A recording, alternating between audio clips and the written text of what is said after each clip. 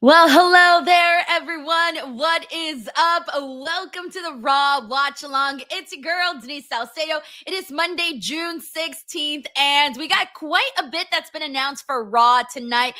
It's got me looking forward to the show, primarily because, well, we got the last Fatal 4-Way for the women, so we're about to find out who's going to make it into the the final four of the Queen of the Ring, and then they also have one for the men's today as well. And then also we're going to be seeing Liv Morgan and I believe Kairi Sane. I should probably pull this up on WWE.com before I announce the wrong thing. Yes, okay, Liv Morgan and Kairi Sane, and then Bayley and Becky will be having a whole thing apparently. And let me see what else. I think that's it. Okay, so that's all that's been announced for the show today. But already, I'm most excited to see the women's matchup with Stephanie, Asuka, Raquel, and Ivy because I'm so curious to see who's going to make it. Plus, we haven't seen Asuka in forever, so it's going to be nice to see Asuka on our TV screens once again. So overall, just like some good stuff for today. Ooh, I forgot to post our comments up. Oh, there you are. All right, perfect. So we're just about 3 minutes away from the show, so I want to kick things off with a couple of super chats. I want to thank Sheldon Jackson for getting the party started and sending in 1 DWO membership. Sheldon, as always, man, sending you some good karma your direction. We got Matt Raquel, who says, just wanted to send this out on how proud I am of you for protesting in the No Kings March one day to the Grapsado reunion. Thank you so much, Matt, for the kind words. It was a nice weekend this weekend. I did that. I went to Chuck E. Cheese. I started a puzzle. I got some work done. So overall, a good start to the weekend. And I'm excited for tomorrow's Grapsado reunion. Will's going to be joining us, of course, Phil and Righteous Reg. So it's going to be a good time. We got Daniel Mullenix who says, can't wait for WWE Monday Night Raw. Daniel, thank you so much for being a member now for 4 freaking months. 4 months. That's very, very cool of you, Daniel. I'm also looking forward to today's show. We got Brandon Rosen who says, no kings except for Macho Man. Ooh, yeah. Okay, that was a really bad ooh, yeah. I hate my ooh, yeah. Hold on. Ooh, yeah. No, that was bad either. Okay, I don't got it in me right now. I don't got the ooh, yeah in me at the moment. Spen Big says, thanks, Denise. You're the best, Spen. Thank you as always for coming into the stream each and every single week. Thank you, bro. Hope you're having a good start to your week as well. I'm excited. I got a lot happening this week. So today I'm here for Raw. Santi will be joining us for the post show. Tuesday, tomorrow, I'm going to be doing an NXT watch along. I haven't done an NXT watch along in like a month, so I'll be back tomorrow for that. I decided to do one because they're doing the Women's Evolution Eliminator matches, so it feels like it's going to be a heavy female show tomorrow. Plus, Blake Monroe signs her contract, and then also I don't know if I'm going to be here for SmackDown because I will be in New York City for Fanatics Fest, so that kind of got me thinking, just in case I can't make it for that, then I at least have the NXT watch along that I did this week. So then also Wednesday, Reg and I will be here for the AEW Grand Slam Mexico show, which is going to be very exciting to watch. I cannot wait. That is going to be happening on Wednesday. So that's what's going on. I'm working on having some interviews for this week. I have one interview that I'm shooting tomorrow. Hopefully it all works out, and then that'll be out Wednesday. I was supposed to have an interview today, but it got moved to Thursday. So keep an eye out for some cool interviews coming this direction. So thank you so much, Spend Big, for the super chat. And Raw will be starting in just a second. Let me start getting this ready. All right, here we go. Raw is on. Okay, that was so bad. I don't know what's wrong with my voice today. It's kind of fudged up right now. Feels a little dry. You know what? That's what it is. My throat feels super dry. But in the meantime, let me know if you guys can hear the audio. Our weekly, daily audio check. All right, let me know if you guys can if you can hear WWE Raw and you can hear me, then we're all good to go. think we're good. Well, this is Title Town. Green Bay, we're in Green Bay.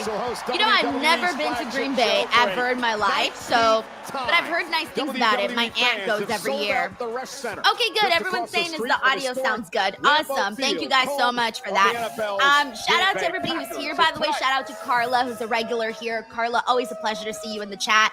We got Taylor, always a pleasure to see you as well. We got Lee, what is up, Lee? We got Mitaru. Oh my gosh, crazy that we're starting off. Sorry. My brain had like a glitch right now where I saw Gunther with the World Heavyweight Championship and I was like, oh yeah, Gunther's our champion. Also nice to see Bayley back as of, what was it, last week? Bayley is here. So happy to see her back.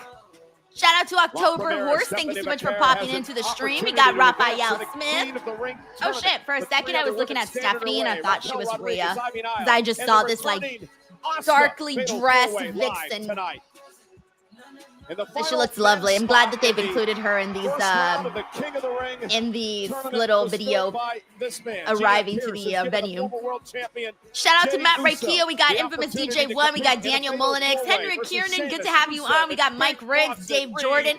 We got Sean. What's up, Joseph Boza? We got Taylor Cannon, CC Funk 1, Raphael Smith. Raphael, thank you so much for leaving all of those nice comments on my second YouTube channel. That was very cool of you.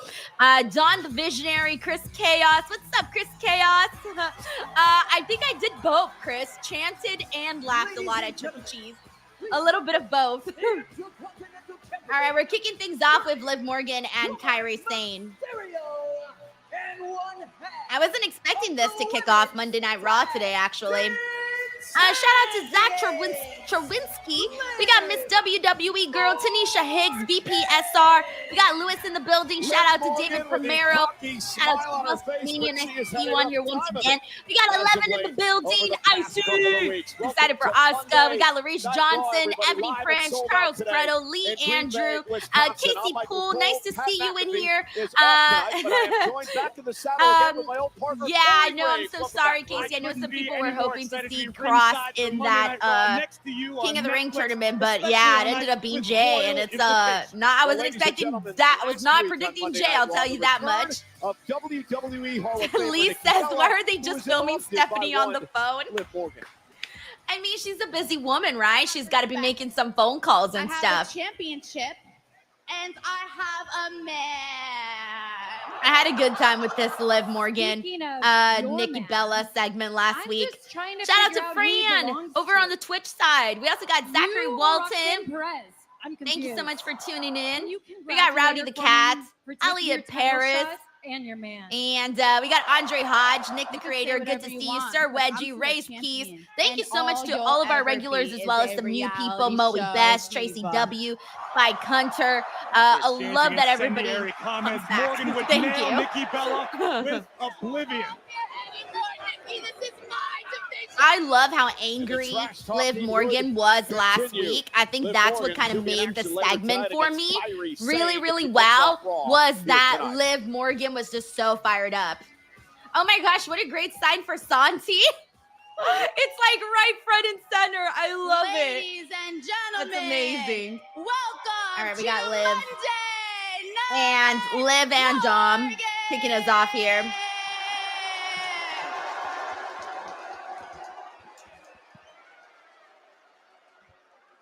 And please make some noise for the most gorgeous. Shout out Desi. What's up, Desi? We got Darkwing 19. What's up? He is the greatest intercontinental champion of all time, Dominic Mysterio. What a great introduction by Liv Morgan for her daddy Dom. Thank you, my güerita, but... Wait, we're back to booing Dominic? Remember how much he was loved after WrestleMania when he won the Intercontinental Championship? He was loved so much. It's all about you. I love Liv's jacket today. Thank you, Dominic. Very cute. Respect is the exact reason why I came out here to talk about tonight. You see, It seems like everyone needs reminding that this is my division. And when you talk about my division, you talk about me.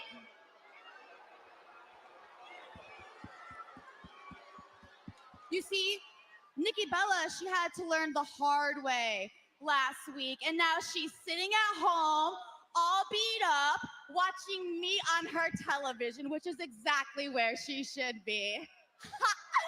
How You guys sad. want to know what was worse than Nikki Bella not mentioning me last week? It's the fact that Io Sky went up to her before she came out and said, "You paved the way for a song."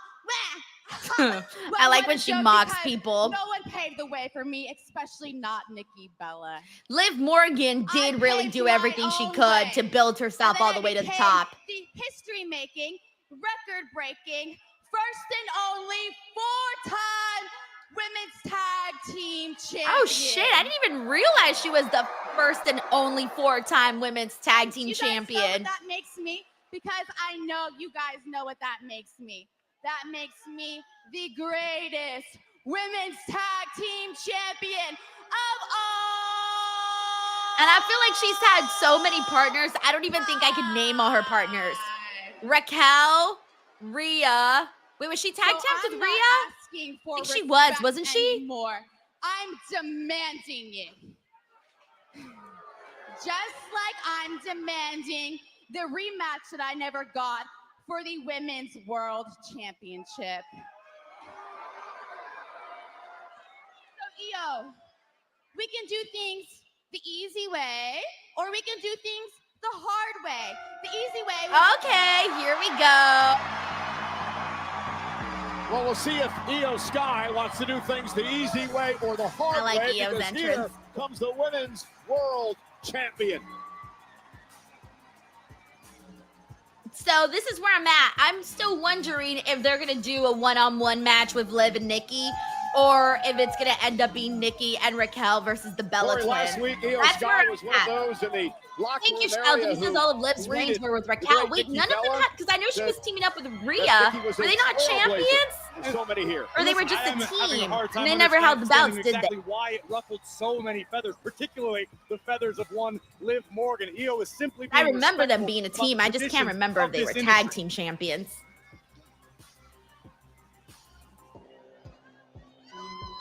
Oh, thanks, Joseph. Yeah, they were a team. They never held the belts. Oh, so then it was all Raquel. And Raquel's had like a shit ton of partners. And like if you add Raquel's NXT tag team championship reigns and then her main roster championship reigns, I think she has the most then. If you combine both of the her reigns as NXT tag team champion. Do everyone a favor? Shut your mouth! Simple and straightforward. All you do is whine and show disrespect. あんたいつもわがままばっかりいい加減にしろ! I'm just glad Io's getting some mic time in the ring. You disrespect Nikki Bella, and you disrespect me. If you want to find me, I'm right here.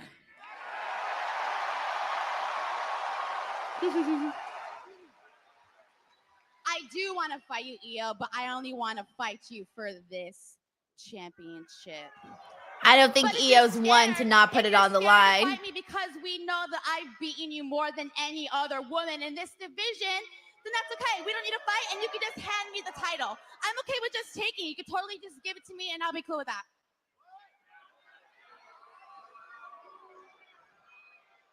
I'm not handing you anything. If you want it, you have to earn it. Oh, I thought she was gonna say if you want it, you have to come and get it. If you want it, come and get it. No, no, no, no. It like you stole Dirty Dom. Oh, look at Io. She's been keeping up, man. Io, make She's like, what your drama is, Liv. just make this easy for Liv and give her what she wants. Just like I. Oh shit, this thing do froze. every Oh, single never day. mind. Woo, we're good. Io, you should listen to Dominic because because he's a smart man. You can just give the title a little spit shine and then hand it off to me. I'll take it right now. Thank you. Thank you so much. You want it? Yeah.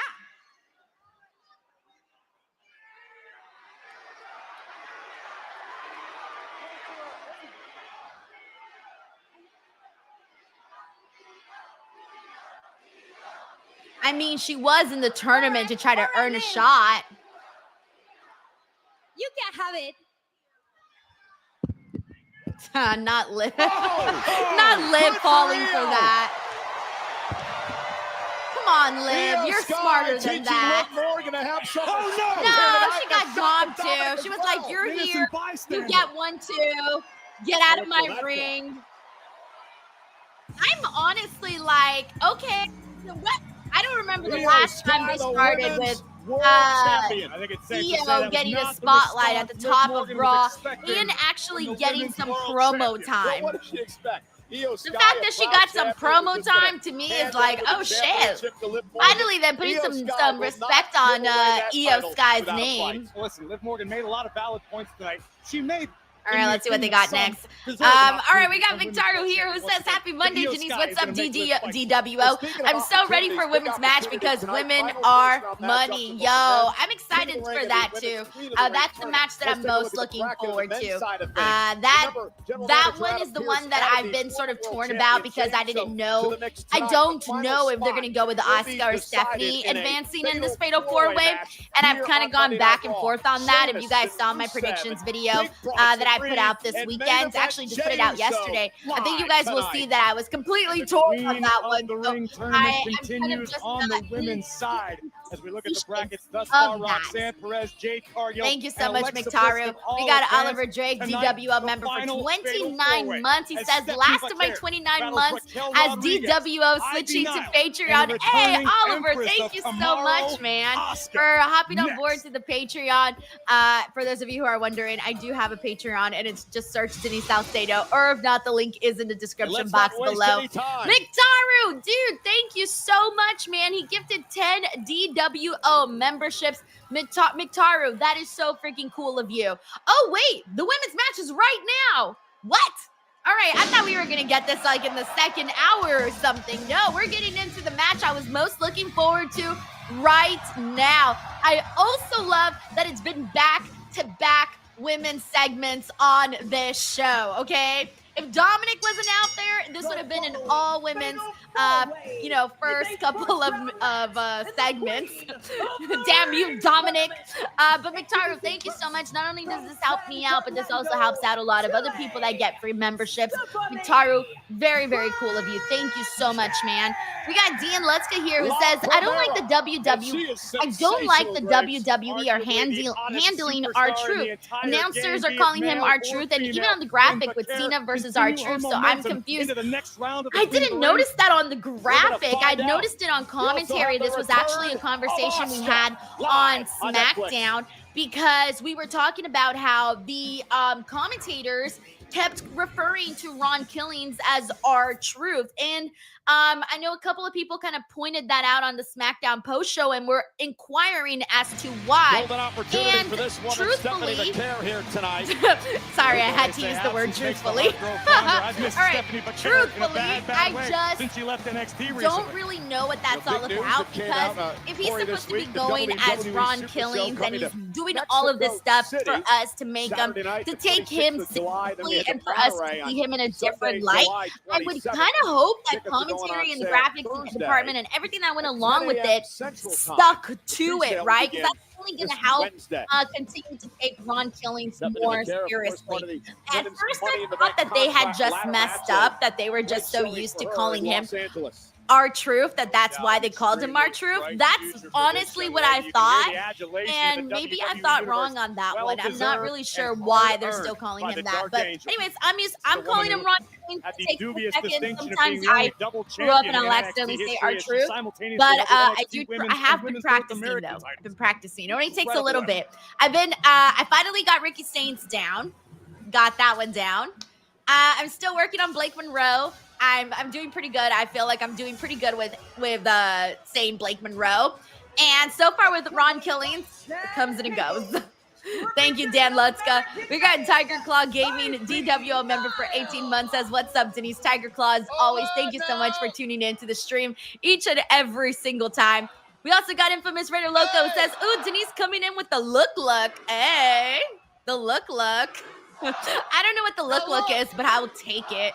Thank you, Infamous Raider Loco. I had to cross state lines to be here tonight from my hometown. We're a real football team like the Minnesota Vikings. Why is Chad Gable talking with his eyes closed? He's like, we're a real football team. But I was happy to find out we're performing in this building tonight.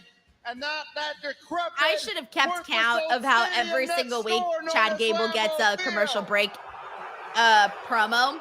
We've been talking about this like for weeks on end now.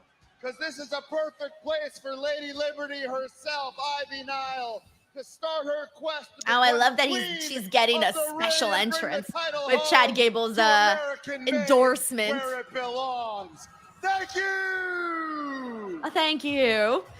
We got Issa David. What's up, Issa? Says, is Triple H not TKO doing the release? Rumors say so. You know, I don't really know for sure exactly. I think it might be a mixture of both. That's my assumption, but I'm not entirely too sure, so don't take my word for it. We got Mike Parker Collects. It says at least twice with Raquel. Yeah, I'm telling you, I feel like Raquel has had the most partners because she had Dakota Kai, she had God, she had Liv. Ladies and gentlemen, individual twice, I think, with Dakota Kai, or she was with someone else on NXT. I'll look it up in a second. It's all a blur to me right now. And shout out to the Jets. They need all the shout outs they can get. Teardrop. Someone for Father's Day tweeted out, if your father is a Jet fan, make sure you give him a really good hug. He needs it. And I thought that is so savage. So savage. We got Victaros. Thank you, Mike Parker. We got Victaros who says you should do the EO face emotes. I don't think I can do the EO face justice. Got it. Oh, Raquel is the woman on a mission right now. Thank you, Victaria. We got Uncle Dunk here who says Io's promo skills got so much better, or I underestimate her mic work. You know what it is, Uncle Dunk, is that we don't see enough of her mic work. So every time she comes out and she does like a decent job, we're all like impressed because we don't often hear from Io Sky on the mic. So when we do, we're impressed. We're easily impressed people. Just kidding. No, she really did do a fine job. And that's what I meant by, like, I was surprised they even gave her promo time. So it's nice. Sammy Suwampai Boone, thank you, Uncle Dunk. Sammy says, will we see Nikki Bella and Twin Sisters to help Kairi Sane to beat Liv Morgan? I think I saw, like, in an interview somewhere that Nikki Bella will be here for, like, a bit.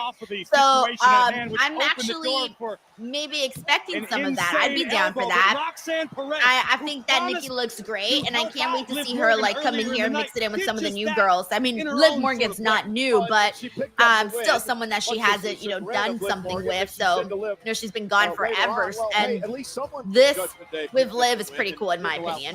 Thank you, Sammy. We got Larice Johnson who says, I'm watching Raw and the NBA Finals Game 5. Hell yeah, Larice. It looks like you have some good stuff to watch on television. Sending you some love, man. Thank you so much for tuning in. Everybody's making more money. Everybody gets. We got Mr. GRK Chef 13 who says, great way to start the show. Going to be lit. Yeah, I wasn't expecting this match right now. Like, what? I'm so excited for it. Oh, and here we go, guys. Asuka is about to make her return. Thank you, Mr. GRK Chef 13. Very nice of you. Shout out Asuka in the chat. I'm gonna pop up some comments on the screen showing some love for Asuka.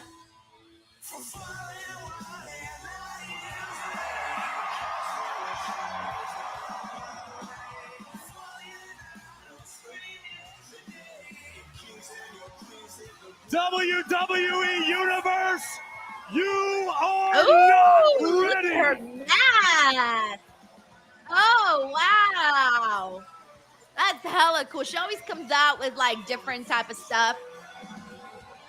This one is like, okay, I see you.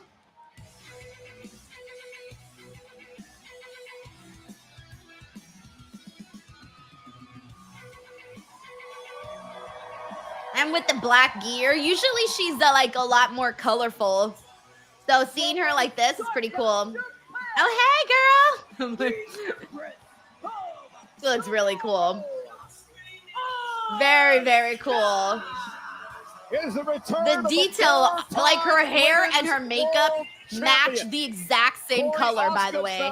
Do you have any idea how hard that is? To get your hair and your makeup to match the exact same color. Multiple lifetimes. To the Empress of Tomorrow, who is eager to reestablish her dominance. Oh, look at that look in Stephanie's WWE. giving her. But with that said, the landscape She is does very not different seem impressed from at that all. which She's like, she you're left Asuka. 13 months I don't ago. care. Indeed, and Asuka That's the face. She was giving her the death stare. Knee surgery. Jonathan says, Asuka looks so cool. Glad she's back. Yeah, I agree. She does look very cool. All right, here we go. This is the match that I was excited to see. So, my dilemma here was I didn't know. Unfortunately, I'm kind of writing off both Raquel and Ivy. If Raquel and Ivy do win one of them, I will be shocked. But I think we know that it's either between Asuka or Stephanie. At least I would imagine we know that. And with Asuka's return, it feels important for her to get a win here. But with Stephanie being as popular as she is, I can also see her winning this, but let's see what we end up going with, because this is going to be very interesting. These two locking horns. Here we go, mid-ring, Vaquer and Asuka. Cover now, and Asuka kicks at one. Asuka looks really good too, just like, around the world. I mean, I wasn't expecting a drastic change or anything, but she looks good. And now Ivy Nile taking the fight to Stephanie Vaquer. Ivy Nile is hungry, Corey, yet to win a singles championship in WWE. Shout out to Spike TV. We got Vinny Dew. We got Bryn Hawkin in the building. Miss WWE Girl 2, Super Fro. Thank you guys so much for hanging out. Plugger 1234. We got Cobra, Ricky Zaldivar. As of late, dominating now. Oh, shit. Oh, wait, never mind. We're in a commercial. But don't worry. I got the VPN on, so we're all good. What the hell? Oh no! Hold on. Okay, finals of the Queen Sorry, of the guys. It Saturday. Buffered for like 5 seconds. Arabia, 8 o'clock start local time, 1 o'clock. All right. In the meantime, I want to get some shout outs. Shout out to X Unpopular who's in the building. We got Eric Diaz, Casey Clark, Melissa Cabello, G Money 201. We got Zach Minger. Zach, thank you so much for all of the comments you've been leaving on the Facebook page. Very, very cool of you guys. The Facebook page, by the way, I don't know how many of you guys have been keeping up. Also, shout out to Kale. I remember Kale. With the K, not with the C. I don't know if you guys have looked at that recently, but the last I checked, like 4 hours ago, I'm like about to hit 13K. I haven't checked, so maybe I already did. I don't know. But the page is blowing the F up, guys. Like, my original page was not this successful this early on, and I'm like amazed at like how much Facebook is pushing my content as today. So my channel turns 1 month in 5 days. Okay, wait, 6 days. In 6 days it turns 1 month, and currently the channel has already gotten 5.8 million views. 5.8 million views. To put in perspective, I'm not getting those numbers on YouTube, Twitter, Instagram, or TikTok combined, which is kind of insane because everyone thought Facebook is like dead, right? Like we all thought that. But no, 5.8 million views in under a month has been like just crazy because again, y'all saw me starting my sad little butt at 0. So anyways, thank you so much to everybody who supported that. Sean, did you just check because he wrote 13K? So I'm assuming Sean wrote 13K because I'm probably at 13K. I don't know. I'll check right now. But yeah, I'm very, very happy about that. Now we just need Facebook to monetize me because right now they haven't monetized me yet. They gotta invite you to the program. You gotta bow down at their knees, kiss the Facebook meta toes. You gotta sacrifice a couple of people. Throw some people in a volcano, fucking do a rain dance and shit just to get invited. Oh man! By the way, we're back in 20 seconds, and Ivy and Stephanie are kind of doing their thing right now in the ring. You can't deny talent. And Vaquer Yay, possesses that Matt! sort He of says, I open up undeniable Facebook ability. and your content is there first. Here, Yeah! a couple of well-placed Thank you, Matt. knees Thank you for trying to letting me take know. over here in this fatal four-way. Thank you so much, Vinny Doom. Very nice of you. Yes, I work on the YouTube is still my baby. It's my #1 passion. Again, So I'm always focused on the YouTube channel. It's just that the algorithm for Facebook is right now doing me good. Next week, Now I need the YouTube to do me good. down and a kick out. Now I need to get on. Now Now I need to pray to the YouTube gods. Snap suplex by the Chilean-born superstar. So funny. Carla says, I'll volunteer for you, Denise. Thank you, Carla. That's a great question. I mean, Stephanie is Race an Pierce incredibly says well-rounded Illuminati competitor. confirmed. She can handle her business on the mat. She can Oh, fly when man. necessary. Welcome She's back, Hip incredibly Clip tough, and above 53. all, Vaquer is extremely confident. All right, let's get back Stephanie into the action understands just here. how good she is. And Stephanie with a meteor in the corner now to Raquel Rodriguez. Oh, and Asuka, a dragon screw, and thank goodness for Asuka. It was the good knee. Yeah, it might be time to call the doc back and look at getting the other knee done. Here comes Ivy Nile. Ooh, Stephanie got a little Vaquer, distracted there. Suplex by She was Stephanie like Vaquer. watching Asuka, and Ivy was already making her way over there. But even though she was like distracted for like a split second, Stephanie still was very prepared. Here we go. Booker T's favorite moment of the And Raquel playing spoiler for the entire day. WWE universe. Ah, boo, Raquel. Raquel's sucking the fun right now. Rodriguez taking over. She has won a fatal four-way in her career. We're going to do so again tonight. Nice takedown by Vaquer, and maybe Rodriguez is going to suffer a devil's kiss. Oh, is she? Looks like she is. Nope, no, she's not. Supersized attempt, but Rodriguez just too Oh, strong. I like the way Raquel got out of it. Vaquer up on her shoulders.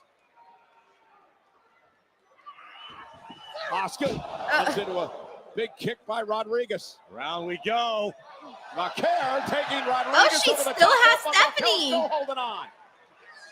At least momentarily, and now That was kind of Vaquer- cool. I liked that she wait. Oh, she found a way. She found a way. And on the ring apron. And now on an Yeah, apron. that was cool. That whole like little sequence to finally get to the devil's kiss No count out to was the squad, very, but very Kansas cool. WWE fans get what they want. Raquel Rodriguez just had her face rearranged, courtesy of the Devil's Kiss from the Dark Angel. La Primera lining up Rodriguez. And a springboard cross. That was body. fun. Keep your eyes on Asuka. We got Lee here who says, Asuka ah. back into the mix now. Would have been an Asuka lock. This could spell trouble for Vaquer. Trying to wrestle her I down will the mat, never wrap the legs. forget interviewing Booker T and asking him about Vaquer that and fighting feeling back, so though. awkward saying the Speaks to the high Oh, I level of felt technical so ability awkward saying and it. grappling game of Stephanie Vaquer. Able to ward off the Asuka lock, at least for the This is so moment, until embarrassing. Nile delivers a kick right in the grill. And again, you mentioned this earlier, the maturity and the growth now of Ivy Nile. By the way, shout out to Taking Ivy's advantage gear. of the other Yeah, I think this two is one of my favorite grapplers were in gears trouble. that Ivy has Every little worn. window of opportunity, Nile has done her best to October capitalize Horse says, on I will it. take all Just the caught her. kisses. Didn't get all of it. Can you however. imagine if Right, that Ivy was back to a the ropes. Asuka now. if instead of an autograph or a Little hip picture you attack got a that devil's time to kiss? Rodriguez. Inside cradle by That Nile. line would never And a end. kick out at two. That line would never A end. textbook example. Oh, Bridget nice. German suplex For the win. Asuka kicks it two. I think Ivy that Nile Stephanie can't would let become herself like get frustrated a right now. billionaire Ivy if she understands wanted just to how charge close she people. was to advancing in this tournament. She needs to keep her foot on the gas pedal. Yeah, Ivy Nile with a huge opportunity Hey, what's up, Mike? here. Damon 9000. Thank you so much for popping in. What else do we got in here? Hey, Tanner Blakely, good to see you.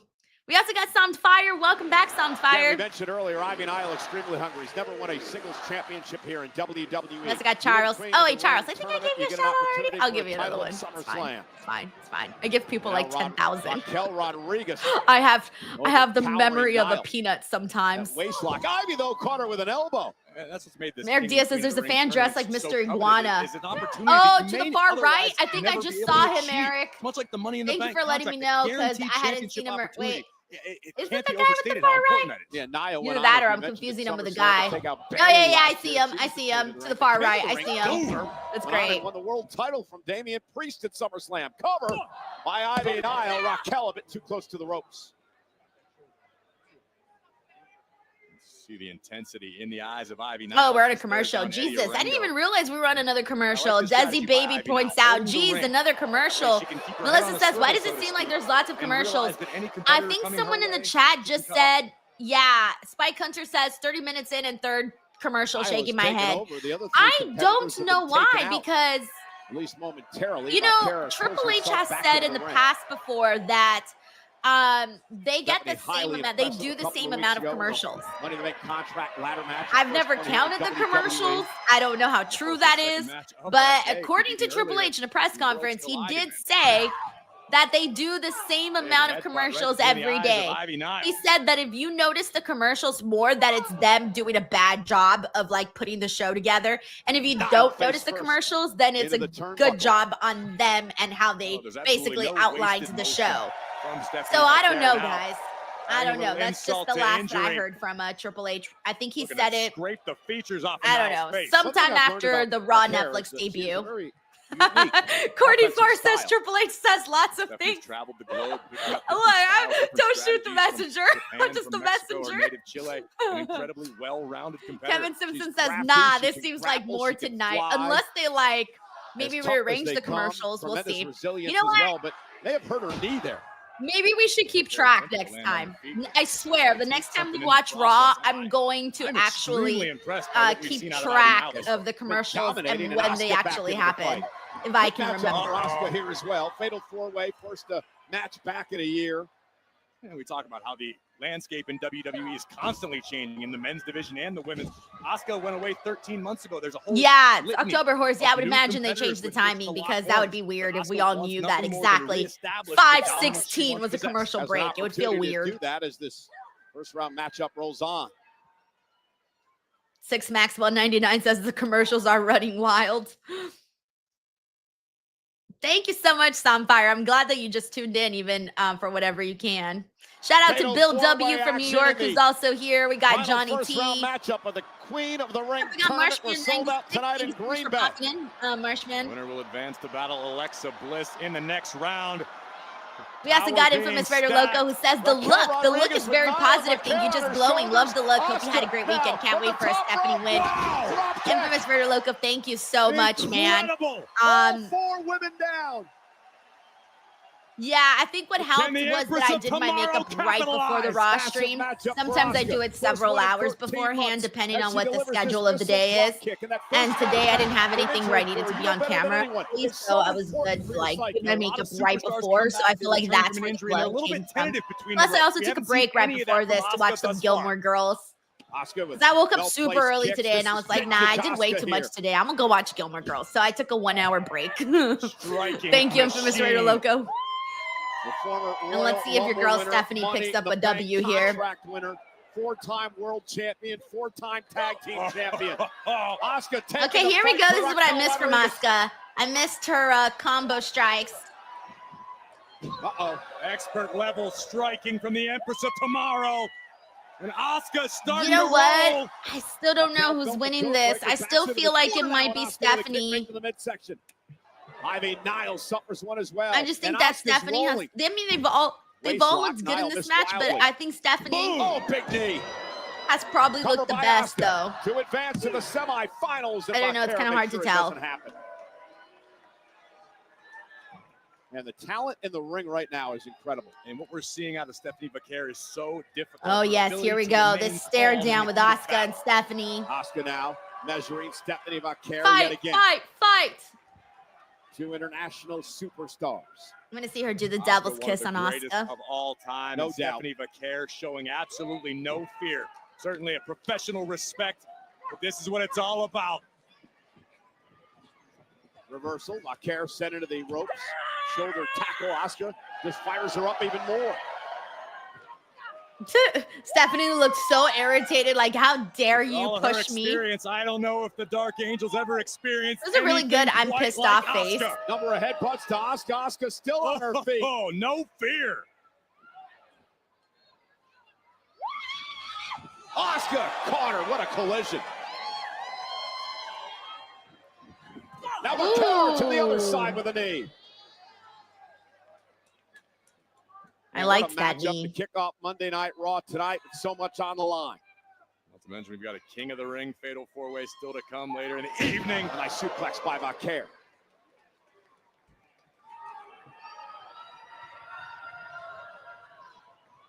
Hey, shout out to Robert Broisna. Thank you so much for tuning in. Also, Keon Davis. We got Janica. Thank you guys so much for hopping into the stream. We also got Jason Borgs. What's up, Jason? Future King. Happy Monday. Andy Nerschel. What up? Progresses double underhook by Vaquer. Has Asuka straight up. Oh, down goes Asuka, and again, the knee given out. And Stephanie Vaquer, that slight hesitation there may have cost her. Well, Ivy Nile looking to capitalize off of Vaquer's hard work, hoisting up Asuka. Here we go. Down goes Asuka. Ivy Nile to advance in the tournament. Vaquer breaks things up. Yeah, I felt bad, but I wasn't expecting that at all to be a 3. Still see Stephanie heavily favoring the right knee. Looking to muscle up Ivy Nile, perhaps for the SVB backbreaker. Yeah, that's how she won last week. And Vaquer now kick right to the face. And Raquel wiped her down. Raquel not out here for style with a points. Big boot to Stephanie. And now Rodriguez looking for a Tejana bomb. There it is. Now goes Vaquer. Wait, is she? For the win. Oh, okay. Oh. Bobby's back. Wait, put the camera on. Oh, it's Rhea. I was like, who yanked her out? Turnabout is fair play. Okay, so Rhea just took out Raquel. So Raquel ain't winning this, in case you were having some hopes on Raquel. I don't think it's gonna be Raquel. Ripley sends Rodriguez into the ring. Rhea's revenge tonight in Green Bay. But watch out. I don't know where Stephanie's at. Asuka's calling I think the Empress Impact. Yeah, they went with Asuka, guys. Asuka gets the W. And he is moving on to this not fatal four, right? He's moving on to the final four. The final four of this Queen of Queens. We're gonna get Alexa Bliss versus Asuka. That is gonna be happening. I think they said that's gonna happen on SmackDown this Friday. So Alexa and Asuka, and then Roxanne and Jade on the other side. To the next round, but Rhea Ripley would rear her head. So that's where we're at the moment. On Raquel I think the fact that Stephanie didn't win, I think they got other plans for her. Asuka to capitalize with the Empress Impact hip attack, lights out Raquel. Thank you, Rhea. Let's head up to the ring and our own Kathy Kelly. All right, let's see. Oh, yay, we get some promo time for Asuka, too. What up? Asuka, congratulations. First match back in over a year, and you won. God, over a year. It's wild. Tournament. How you feeling? Tell me, what's the plan from here?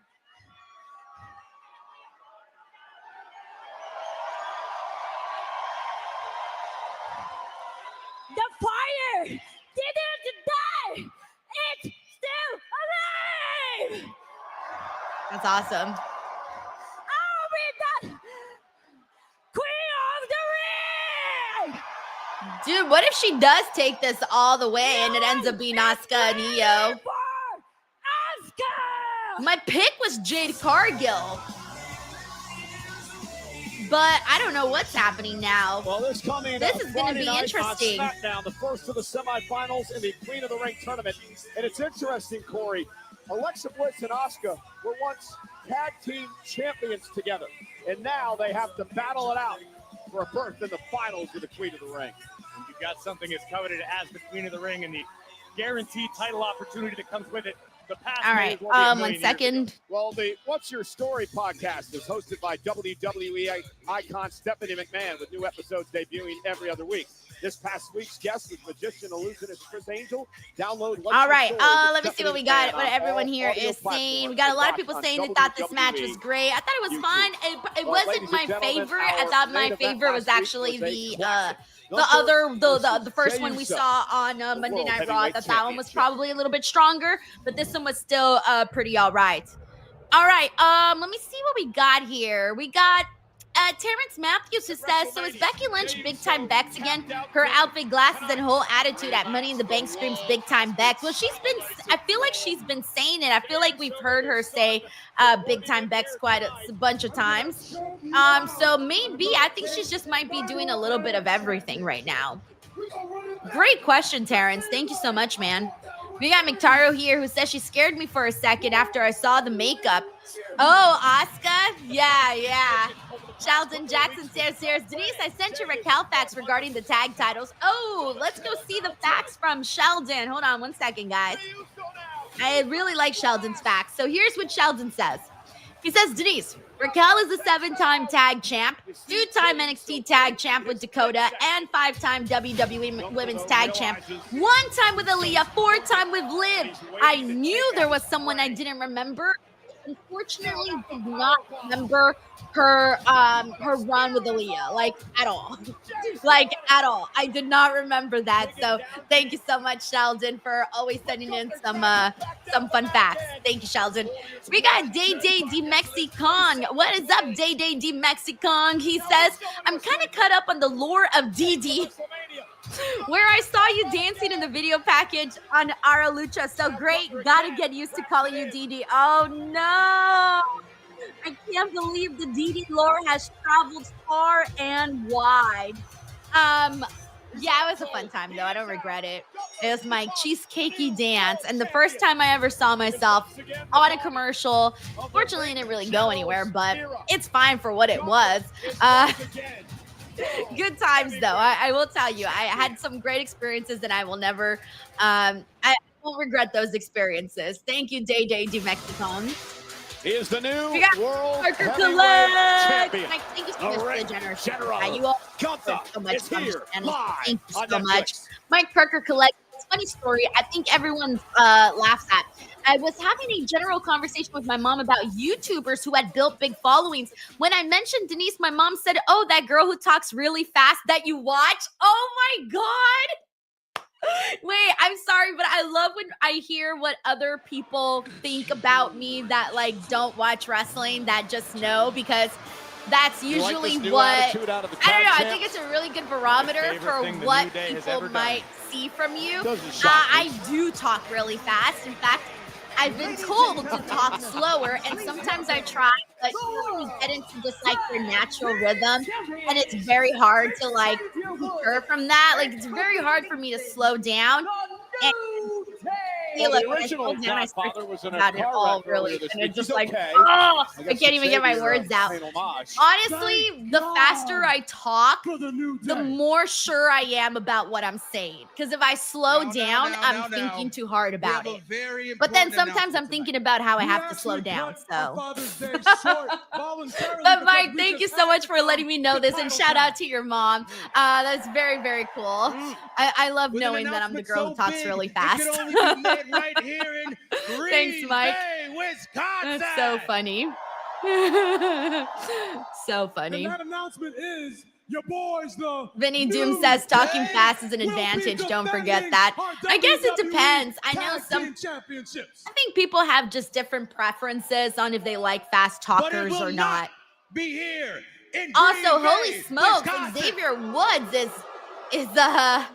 has the drip today. This is the toilet paper capital. He looks like he's about to pimp somebody out. Which does explain why it always smells like. Y'all know what y'all He smell looks like. like he's about to bring You're up dumb some enough to live freaking here. some bills. You're dumb enough to to start wear doing cheese this. on your heads.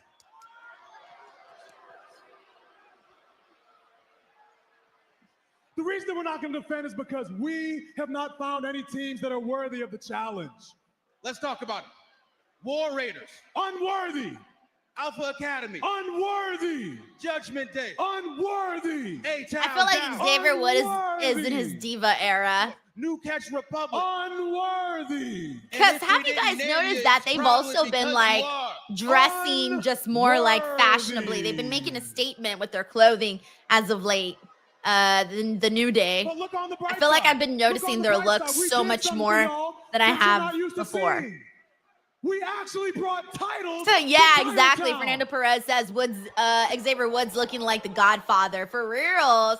I'm about to go ask him for a freaking $100 You should be bill, thankful for Woods. that. And you should thank God for that.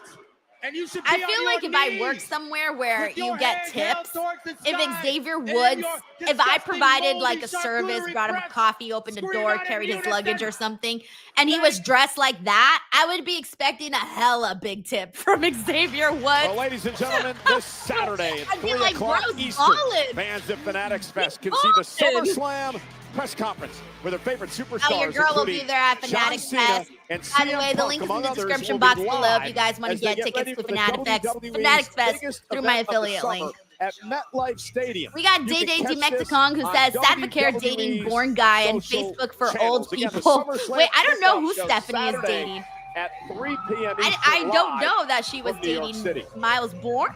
I have no idea who she's dating, Then guys. on I have no Sunday idea. at And 1:30 you'd be Eastern, surprised it's the at what kind of Canelo people you Alvarez find on versus Facebook. I Terrence found that I Crawford have press conference a ahead of pretty one of the good biggest mix of marquee events of all different time. types of viewers, Head to ages, genders, fanaticsfest.com backgrounds to buy your on tickets Facebook, like just for the like any ultimate other app. sports fan festival. We got Coming thank you, to the DD Javits Mex, Center Day Day in D New York Mexican, City D Mexicong. this Wow, weekend. took a lot for me to get out. All right, we got Uncle Dunk here who says seems like more ads during matches rather than between segments. Yeah, because between segments we're getting more ads. Like right now, I talked through the ads that we were getting. Let's go talk strategy. Which was the Fanatics ads, and then they did the promo for the fight. That I can do today. I guess I'll go handle it myself then. Oh, some more tension. Liv's not happy. Remind me again what I got on my show, AJ Styles? Because I thought you knew that me and Finn were going after the tag titles. Yeah, but AJ's been breathing down my neck. He's coming after my title, and just take care of him. And then next week you can go back to the tag titles. Promise. Yeah, I'm sure. Anyway, don't worry. I'll be out there tonight to get your back to make sure everything goes smooth. All right? Actually, Finn, you were supposed to take care of AJ Styles a couple weeks ago. So I think it's best if you stay back and hold down the fort. Damn, is he trying to demote Finn? I think you're right. I think I should stay back here and hold down the fort. But I think you should be out there watching JD's back, and you make sure everything goes smooth. Yeah. All right. And if you're in, let's go. Finn's been pretty. Finn seems like he has a plan up his sleeve. He's giving that vibe. Raquel, don't worry about what Liv will say. I think you're doing great, okay? Oh, that's sweet. And speaking about great, Roxanne, I know Liv said she wants to handle things herself, but hear me out. I got an idea. Come with me. Ooh, what's the idea? Oh, I thought Raquel. Wait, I'm assuming she's still dogging Roxanne. We got our champ is about to get out here, but in the meantime, thank you so much to Uncle Donk. We got John Taylor. John, he says, sorry, I'm late for the Gilmore Girls watch along. I got Paris to take the King of the Ring and the Dark Horse, Michelle. For the King of the Ring, he'd make a sassy king. Oh, yeah, he would. That's my relaxing show right now. I'm rewatching Gilmore Girls for a second time. I watched it a couple years ago, and I feel like enough time has gone by so that I can rewatch it. Good stuff, man. Good stuff. Thank you, John. David Primero says, that's how you do a hip attack, Jada. LOL, Asuka, WTF. Tapped out to Jey Uso. Thank you, David. Steven Marchulli says, He don't was like the finish. Stephanie is the humiliated future. by that.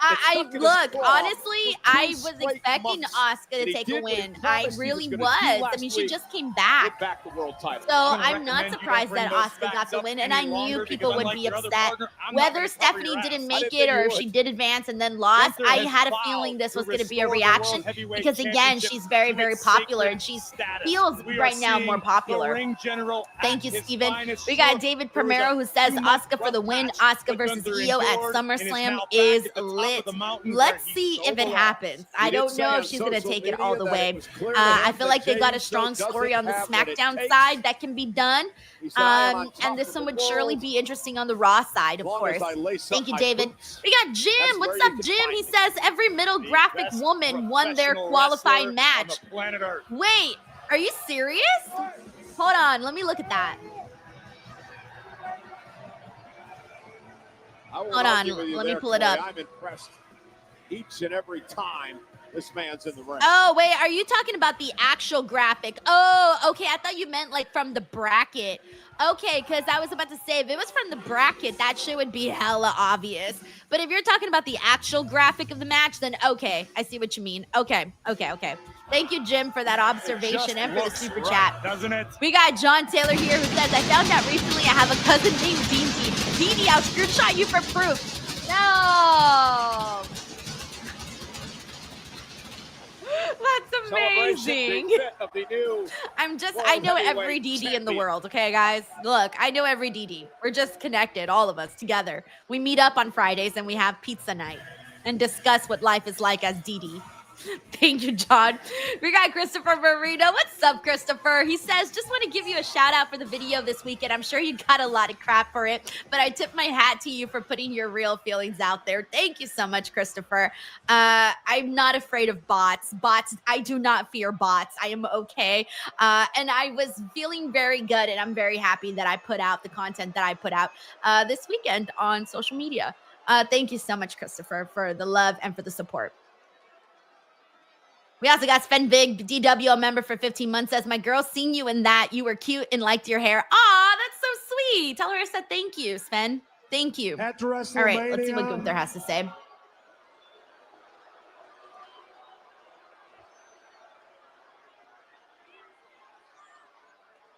Still can't believe we're here right now with Gunther as champ. I'm mad enough to admit that at WrestleMania. And I love Gunther. I'm still shocked. Jey Uso was the better man.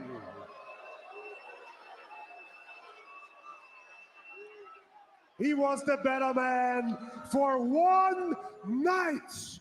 Because on every other single night, I am untouchable. I mean, he's not wrong. How many times has he defeated Jey at this point? And I know, I heard all the rumors, I heard all the chatter about what's next for me. That is true. We were all wondering. No, we weren't really wondering. Actually, everyone's chanting the answer right now. Goldberg. Not that guy. I cussed him out in front of his family. He learned his lesson. I don't know, bud. We got Goldberg I don't care chant. about rumors. I care about the reality, and the reality is that Seth Rollins holds the Money in the Bank contract, and I got what he wants. So Seth, let me talk directly to you. A few weeks ago, you said to me, when I win your World Heavyweight Championship back, I'm a target. So well, since I'm a target, I want to make it very easy for you. I am right here.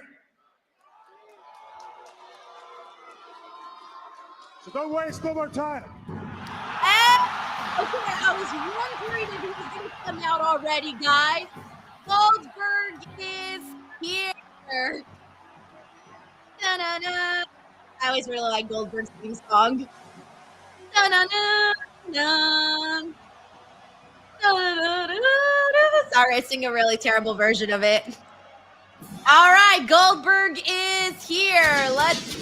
We are getting to this Goldberg Gunther storyline is happening.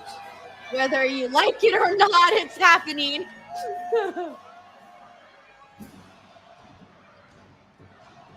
Damn, I haven't gotten a chance to chant Goldberg in forever.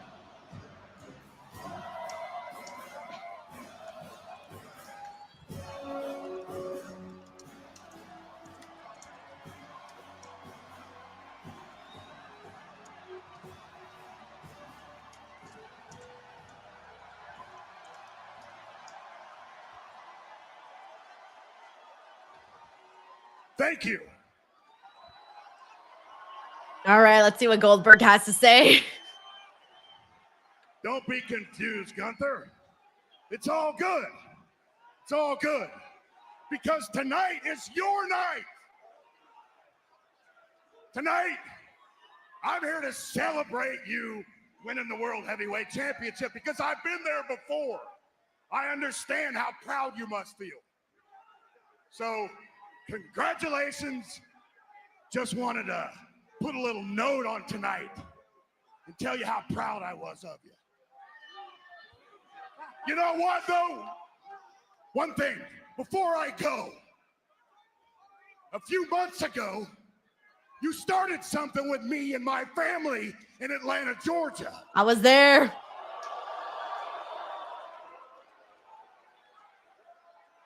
And I am going to make sure that I end it in Atlanta, Georgia. The Saturday night's main event. The 12th Saturday night main Imagine event. he would have been like, Evolution. Mine. I almost feel like tweeting that. Because wait, Goldberg versus you're Gunther isn't happening at Evolution? What? Oh, yeah. Champ. The rumors are true. Goldberg's very fun to chant. Goldberg, Goldberg, Goldberg.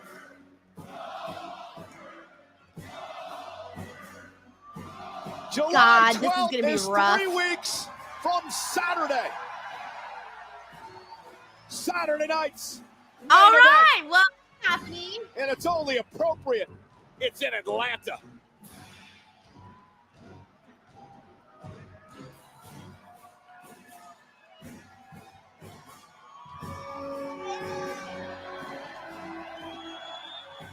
Well, ladies and gentlemen, as we digest all of this, we want to tell you that up next, AJ Styles, JD McDonagh, in a match presented by Cash App.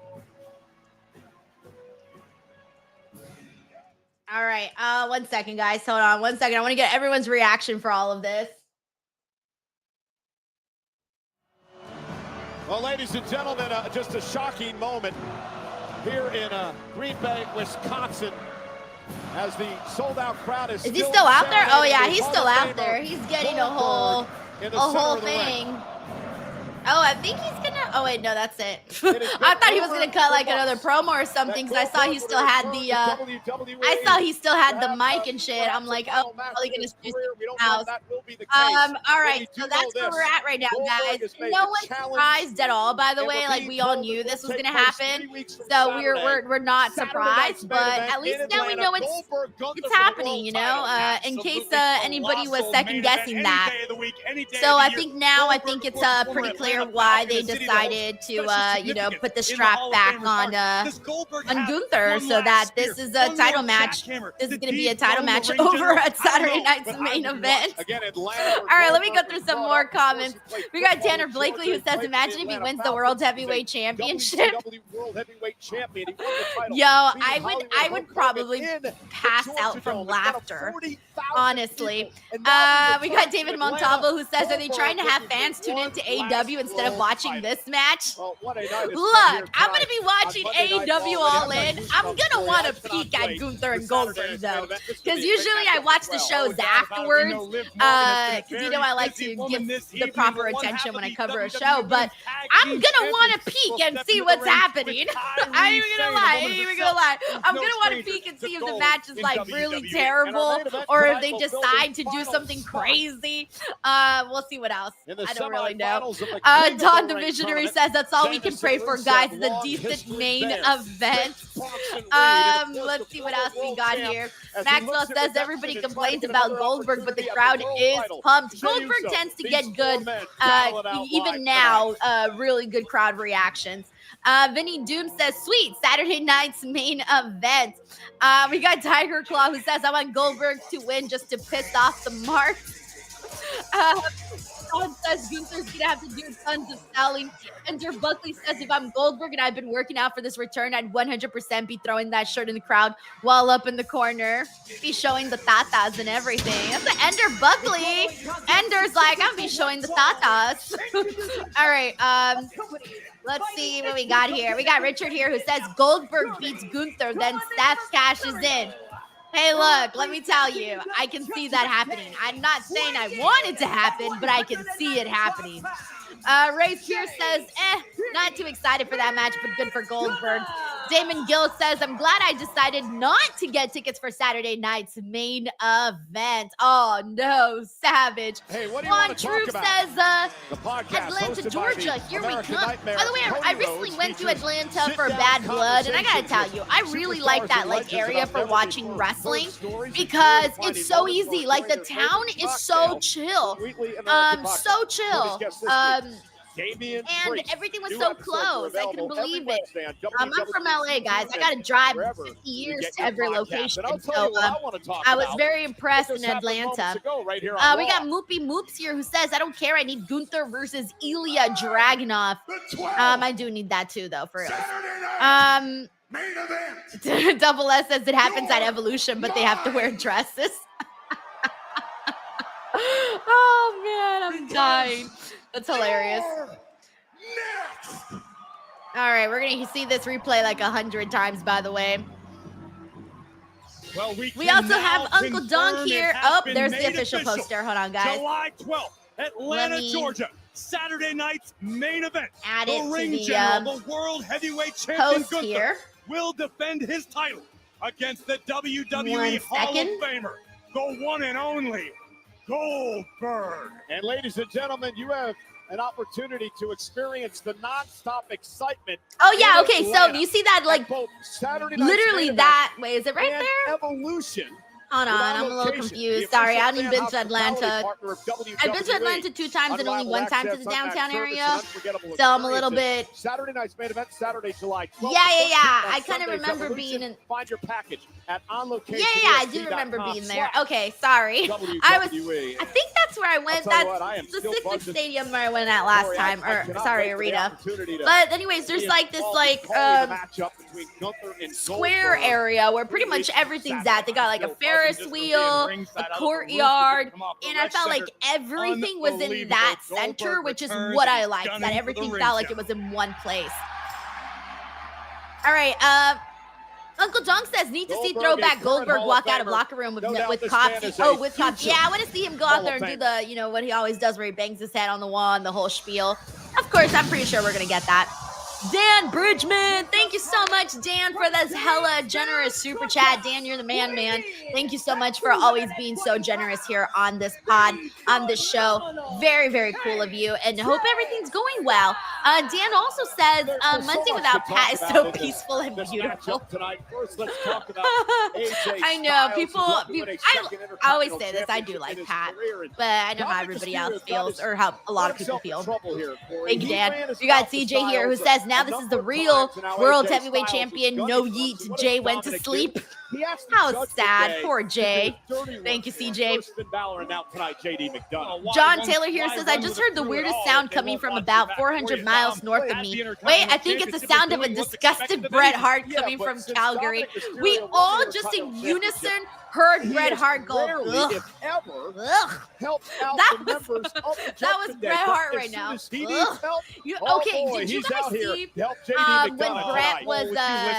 Bret and Austin did that Hall of Fame for their match moments, and they came out and they had the reception and all of that? And did you guys see when Triple H went to go shake his hand, and there was these like screenshots of Bret all over the internet, like looking hella pissed and annoyed? Like he just looked like he wanted to be literally anywhere else. Okay, that face, that's the face he's making right now. That face that you saw all over the internet. Met one-on-one in the ring. Nice takedown by Styles, the former 2-time Thank you, John. We also got Day D Mexicong who says, you are doing Gilmore Girls watch along. I've seen a few episodes. I didn't know you were watching on Twitch. Keep up the hard work. EST and wrestling watch along. I'm actually rewatching it, but I'm not watching it on a watch along. It's just like my personal private time show that I watch when I want to wind down and not think about work or speak or do anything, and I just want to stare numblessly into the television screen. So I'm not doing a watch along. I'm just watching it on my own. Thank you though for asking. We got John Taylor here who says also grab Sato as Gilmore Girls characters. Hear me out. Will Washington is Paris. You are Rory. Phyllis Lane. Regis Luke, and your mom is Lorelai Bob. That's interesting. I feel like we got to discuss this further. I don't feel like I'm Rory. I don't feel like Rory. And sometimes I relate to Rory, but not all the times. Look at this. All right, by the way, we're getting Jake McDonagh versus AJ Styles right now, and that just started. We also got David Romero here who says, I'll be throwing my TV if Goldberg wins. Will you still be throwing your TV if Seth Rollins cashes in on him after winning? Let me know. Thank you, David. Corey MacArthur says, yo, Denise, July 12th will sure be something. Dude, I'll be here sitting here watching as many shows as I can that weekend. I will be watching everything. I may not be watching everything live, but I will be watching everything and putting out reviews and all of that. So it's going to be a very busy weekend. I will also be in Dallas the day before, so I will be flying back home July 1st. I'm sorry, July 11th, excuse me. July 11th, I will be flying back home from Dallas, and I will be here July 12th to watch everything, July 13th to watch everything. It's going to be a very, very busy weekend for July, for sure. Thank you, Corey. Hope you're having a good start to your week. Steven Marchulli says, I hope you get the call for Evolution. I don't think so. I think I'm not even going to go to the event itself. I want to be here to cover it for sure. So I will be here. Okay. I will be here to do the watch along and all of that good stuff. Thank you, Steven. We got Tracy WV who says, yours is Gilmore Girls, mine's is Vampire Diaries. You know, I did watch Vampire Diaries for a bit. I didn't finish it though. I only watched like half of the first season. So unfortunately, I can't call myself a real fan because I only watched half of the first season. Thank you, Tracy. Enjoy Vampire Diaries. Oh, that's what it is. Yeah. Referee Sean Bennett. Also, shout out to Casey Clark. We got RT here. We got James Irving says happy Father's Day to all of the daddies out there. Hope everyone had a nice Father's Day weekend. You've never been able to celebrate. Well, I know that he didn't wish his dad a happy Father's Day. We got CJ here who says, did you see what Rikishi had to say about Jay's post losing the title? If so, what are your thoughts on them? It's exactly what I expected from Rikishi. I was not expecting anything else but the JD McDonagh just like flew onto AJ. I found it entertaining because he was so passionate about what he was saying. So I found myself entertained by the comments, honestly.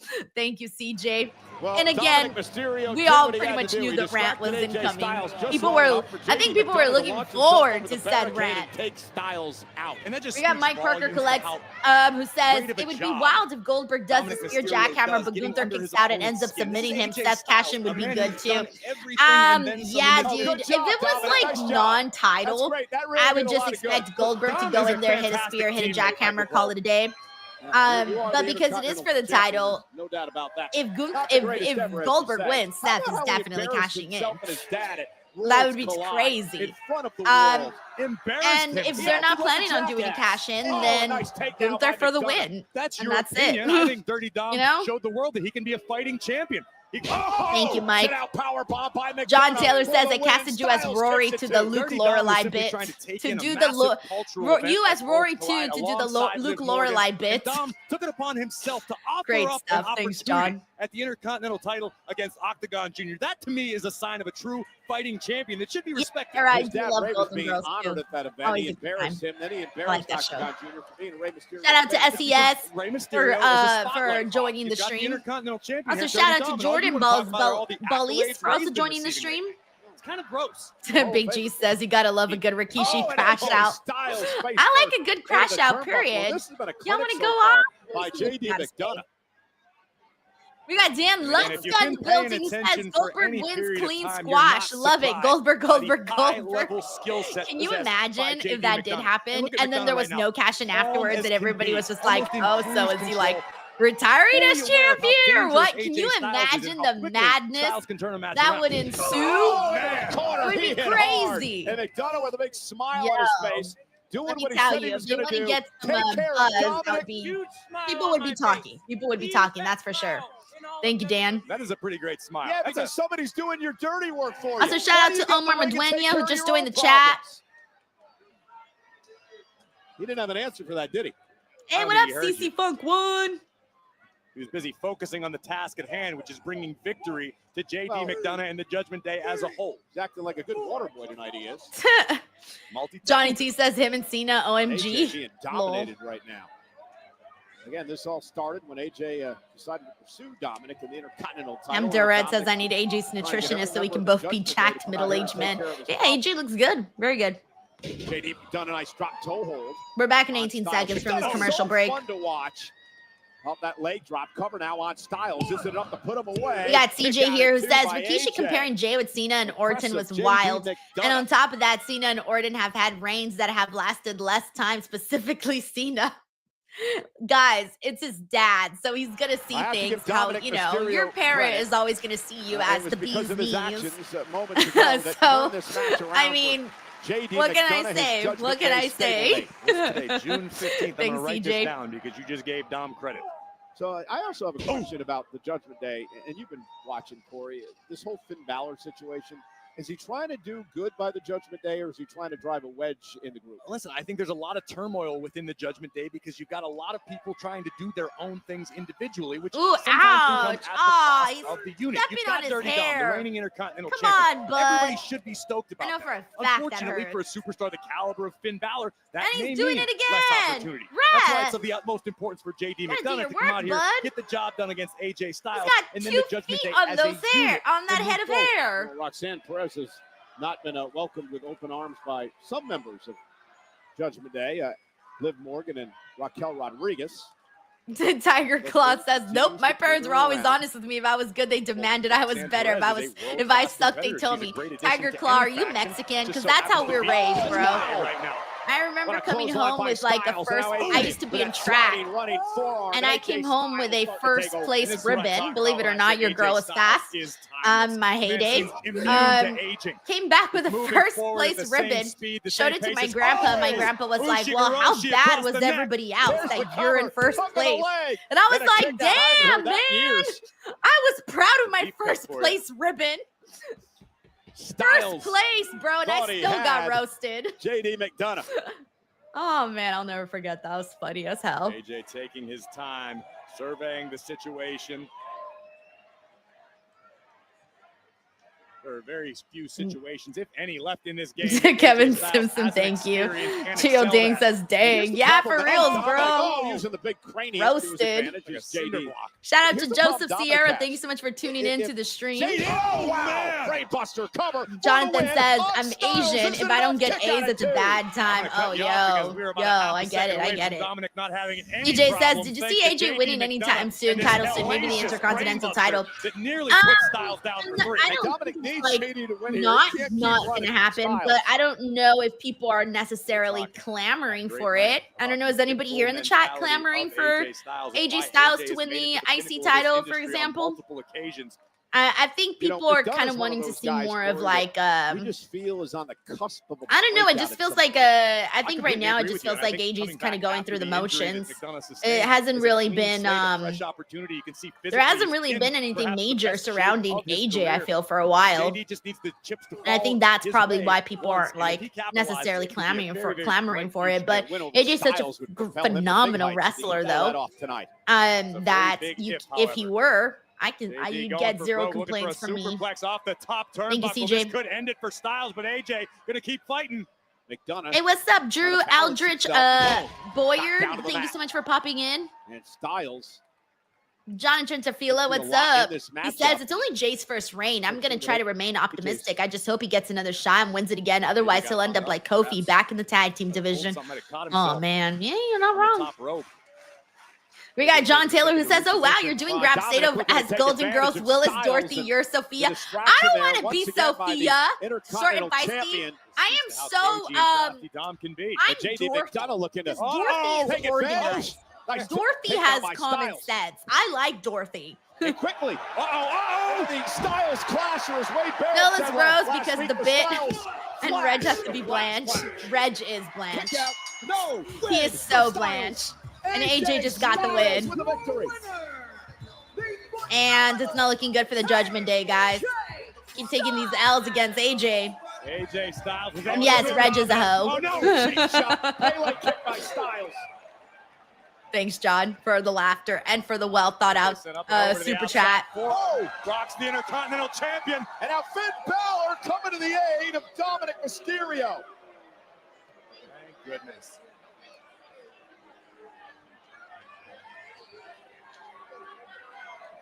Oh, look at! I think he's about to pick up the. He's about to pick up the Styles making his intentions known. title. There, you. CJ was just asking about this. Dominic Mysterio cannot run. But I don't want AJ to defeat Dominic. I kind of want to keep AJ with the. I mean, sorry, I want to keep Dominic with the title for now. Two-time Intercontinental Champion. This could be looking into a crystal ball for the Judgment Day, but look, Finn and Dom looking to hatch some sort of attack here. And JD as well. Styles is surrounded. Here they come. And AJ Styles outwitting the Judgment Day. All right. Let's see where we're at here. Cobra says, here's another medal for you, Denise, to make up for Grandpa. Thank you. I'll take it. Intercontinental gold yet again. Take it back to the We got Mr. GRK Chef 13 says, Denise, how about Asuka and Stephanie at Evolution? I think it can be a show stealer. Oh, are you kidding me? If they did that, that would be phenomenal. A phenomenal matchup. But you can pretty much put Asuka with anybody and Stephanie with anybody, and they're going to have a bomb-ass match. Thank you, Mr. GRK Chef 13. We got infamous Raider Loco. He says, Weezy had me dying. Say she wants Goldberg to win and keep it until WrestleMania. Watch the internet explode. Frank the fourth saw the clip of you and Reg with the shout out, and he said thank you both. He's with me today watching Raw and you. Oh, shout out to Frank. Frank, thank you so much. I'm glad you liked the video, and thank you for coming back once again. Infamous Raider Loco, as always, thank you so much, man. You're the best. Take care of Rusev for us. No problem, Natty. You just need some tough love, you know? Time to bully the bully. Oh, Natalia looks like she's about to go party with the cowboy hat.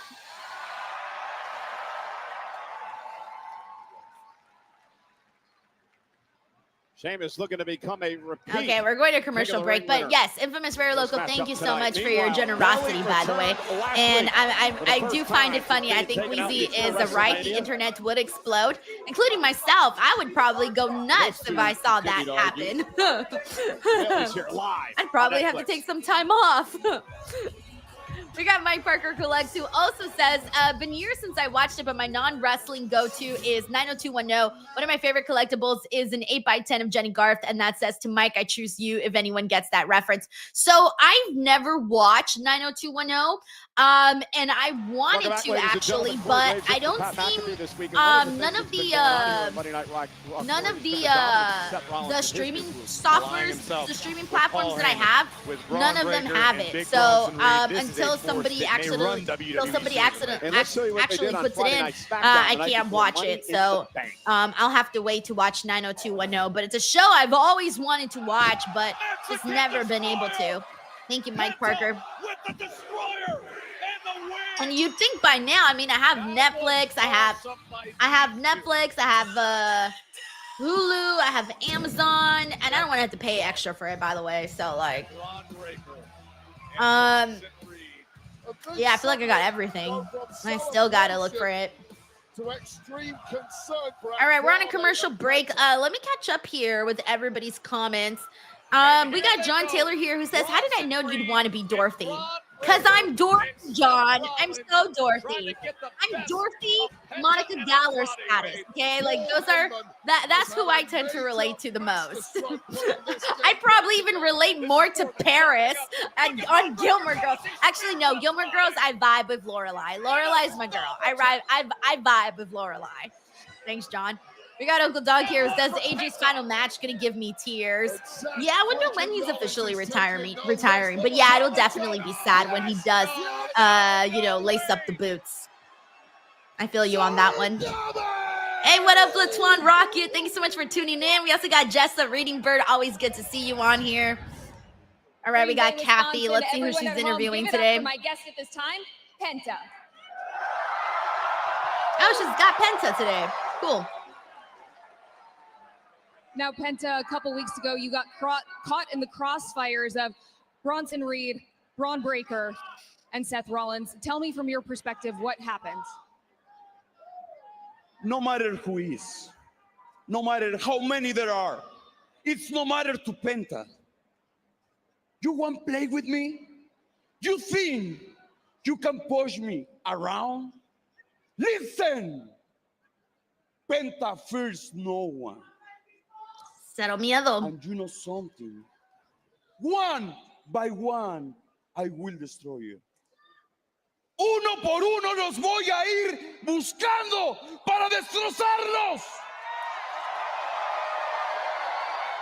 Yo sé que ustedes y yo vamos a disfrutar esto. ¿Y saben por qué? Porque yo soy Penta, el cero. Nice little promo there from Penta. I'm actually glad that they put him in during one of these. I don't think we've seen very many Penta interviews, so I'm actually glad that they did that. We got CJ in the building. Says, being a massive AJ Styles fan from TNA days, his WWE career feels like such a flop. Maybe I'm biased, but feels like he's just here. He was TNA Cena, in my opinion. I mean, WWE. What he's done in WWE I don't even think can be compared to what he did in TNA. So I feel like you feeling this way is not. I won't argue you. I won't argue you at all. I really, really won't. Because I think if I were to like sit down and like really think about what I really like from AJ Styles' career, I would probably go more towards what I saw from his earlier days in TNA as well. I don't think I've seen any matches that I've loved more than when I saw AJ Styles work with Jerry Lynn. And those were some of my favorite matches ever. And I don't think I've seen anything that I loved more than that in WWE thus far with AJ. Thank you, CJ. All right, we got Bayley and Becky Lynch's segment up next. Ladies and gentlemen, hey, Dawn! Dawn says Natty had that look in her eyes. She's turning heel for the Corey, time. Titles. No, I think her and Maxine are going to be like a duo now. So they've been kind of appearing now for a while. So I guess it might be a little bit more official. Miss WWE Girl says my non-wrestling show is Dawson's Creek. Okay, so I watched Dawson's Creek. I loved most of Dawson's Creek, but by the end, I effing hated Dawson. I like wanted to get rid of him so badly. Like I couldn't stand him. He got so annoying by the end. Like I was just thinking to myself, get him off the show. That's how much he got. I couldn't stand him, but I did like the show a lot. I loved Katie Holmes. Bayley a bit earlier today. She said, "You ain't seen nothing yet." Yeah, Katie Holmes was my favorite in that. She was cute. She did. Thank you, Miss WWE Girl. Stop. All right, let's see what Bayley has to say. Ding dong, Green Bay. Ooh, it's been a minute since we've heard the ding dong hello. It feels so amazing to be back. I miss you guys so much. But we do have... I hear you guys trying to sing. All right, we'll get there. I was like, what?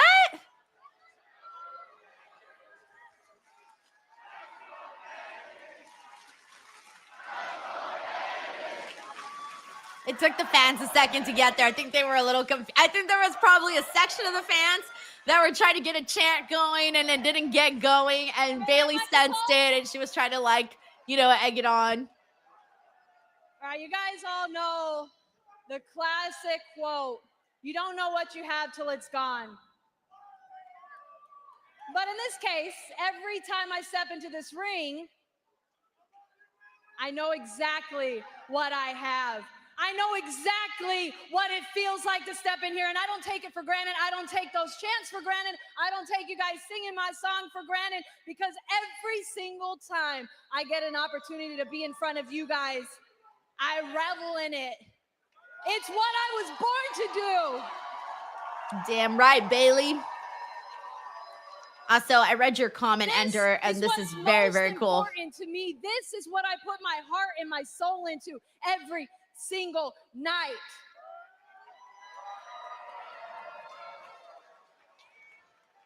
And 2 months ago, I was stripped of an opportunity Bro, you were robbed of a WrestleMania match. Yes, you were, Bayley. You were I was screwed. robbed of an opportunity to go after the WWE Women's Tag Team Championships, a division that I hold near and dear to my heart. She probably cares the most. But luckily for me, I don't come in here day in and day out, Raw, SmackDown, NXT, every single day, losing sleep, putting my body on the line just for one night. I don't do it for the big moments. I don't do it for the championships. I don't do it only for WrestleMania. I do it for nights like tonight for people like you.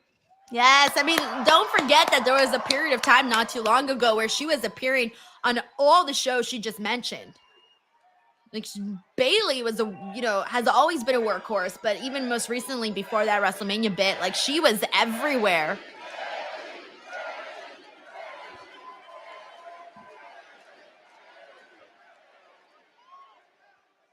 So Becky Lynch,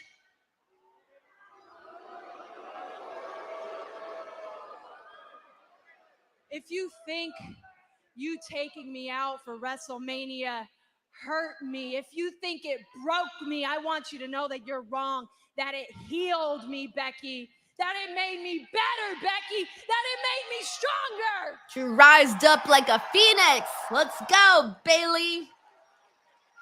You get your moment.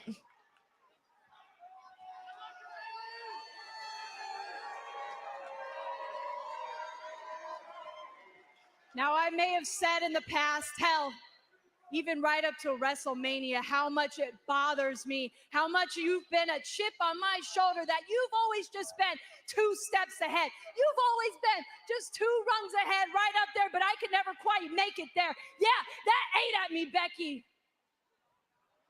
But you know what? I'm climbing that ladder, Becky, and I'm coming straight for you, and I'm knocking you down, and I'm taking everything that you took from me. So you better get your ass out here right now. All right, let's go. I feel like Bayley is one of the girls that has been like, around the longest, that has like still kept, like truly kept the fans' love and admiration. Short on passion, has it in over an abundance this evening. I don't feel like the people have like turned on Bayley like at all. Like if anything, I feel like their love for Bayley has grown over the years. Like I feel like she's more and more respected as the years go on. The Women's Intercontinental Champion, albeit in controversial Big G says, what doesn't kill you only makes you stronger. Shout out to Kelly Clarkson. To win the championship. Look at the smug look on the face of Becky Lynch, holding the Intercontinental. We also got John Taylor who says, this is what happens when I'm watching the Angels game on one screen and you on the other. I ignore wrestling and attempt to miscast you in random TV shows. I just keep fighting for your attention, John. I'm just like, look over here. Look over here. Thanks, John. Hope the game is going well. Corey MacArthur says, Denise, you have Paramount for streaming. You can find 90210 there. Saw you along with other LA people executing your freedom of speech like us. Thank you, Corey. And then as for the Paramount stuff, I don't have Paramount. I had Paramount for like the free trial. And then once the free trial ended, I canceled it. So yeah, that's the one that I do not have, only because I felt like there wasn't enough stuff that kept me wanting to have the Paramount streaming app. Thank you, Corey. All right, let's see what Becky has to say. I've always been a chip on your shoulder. I've always been a chip on your shoulder. You and me were the same. We were never meant to be the top of this business, but you accept being second fiddle. I don't. Much like the Packers. Oh.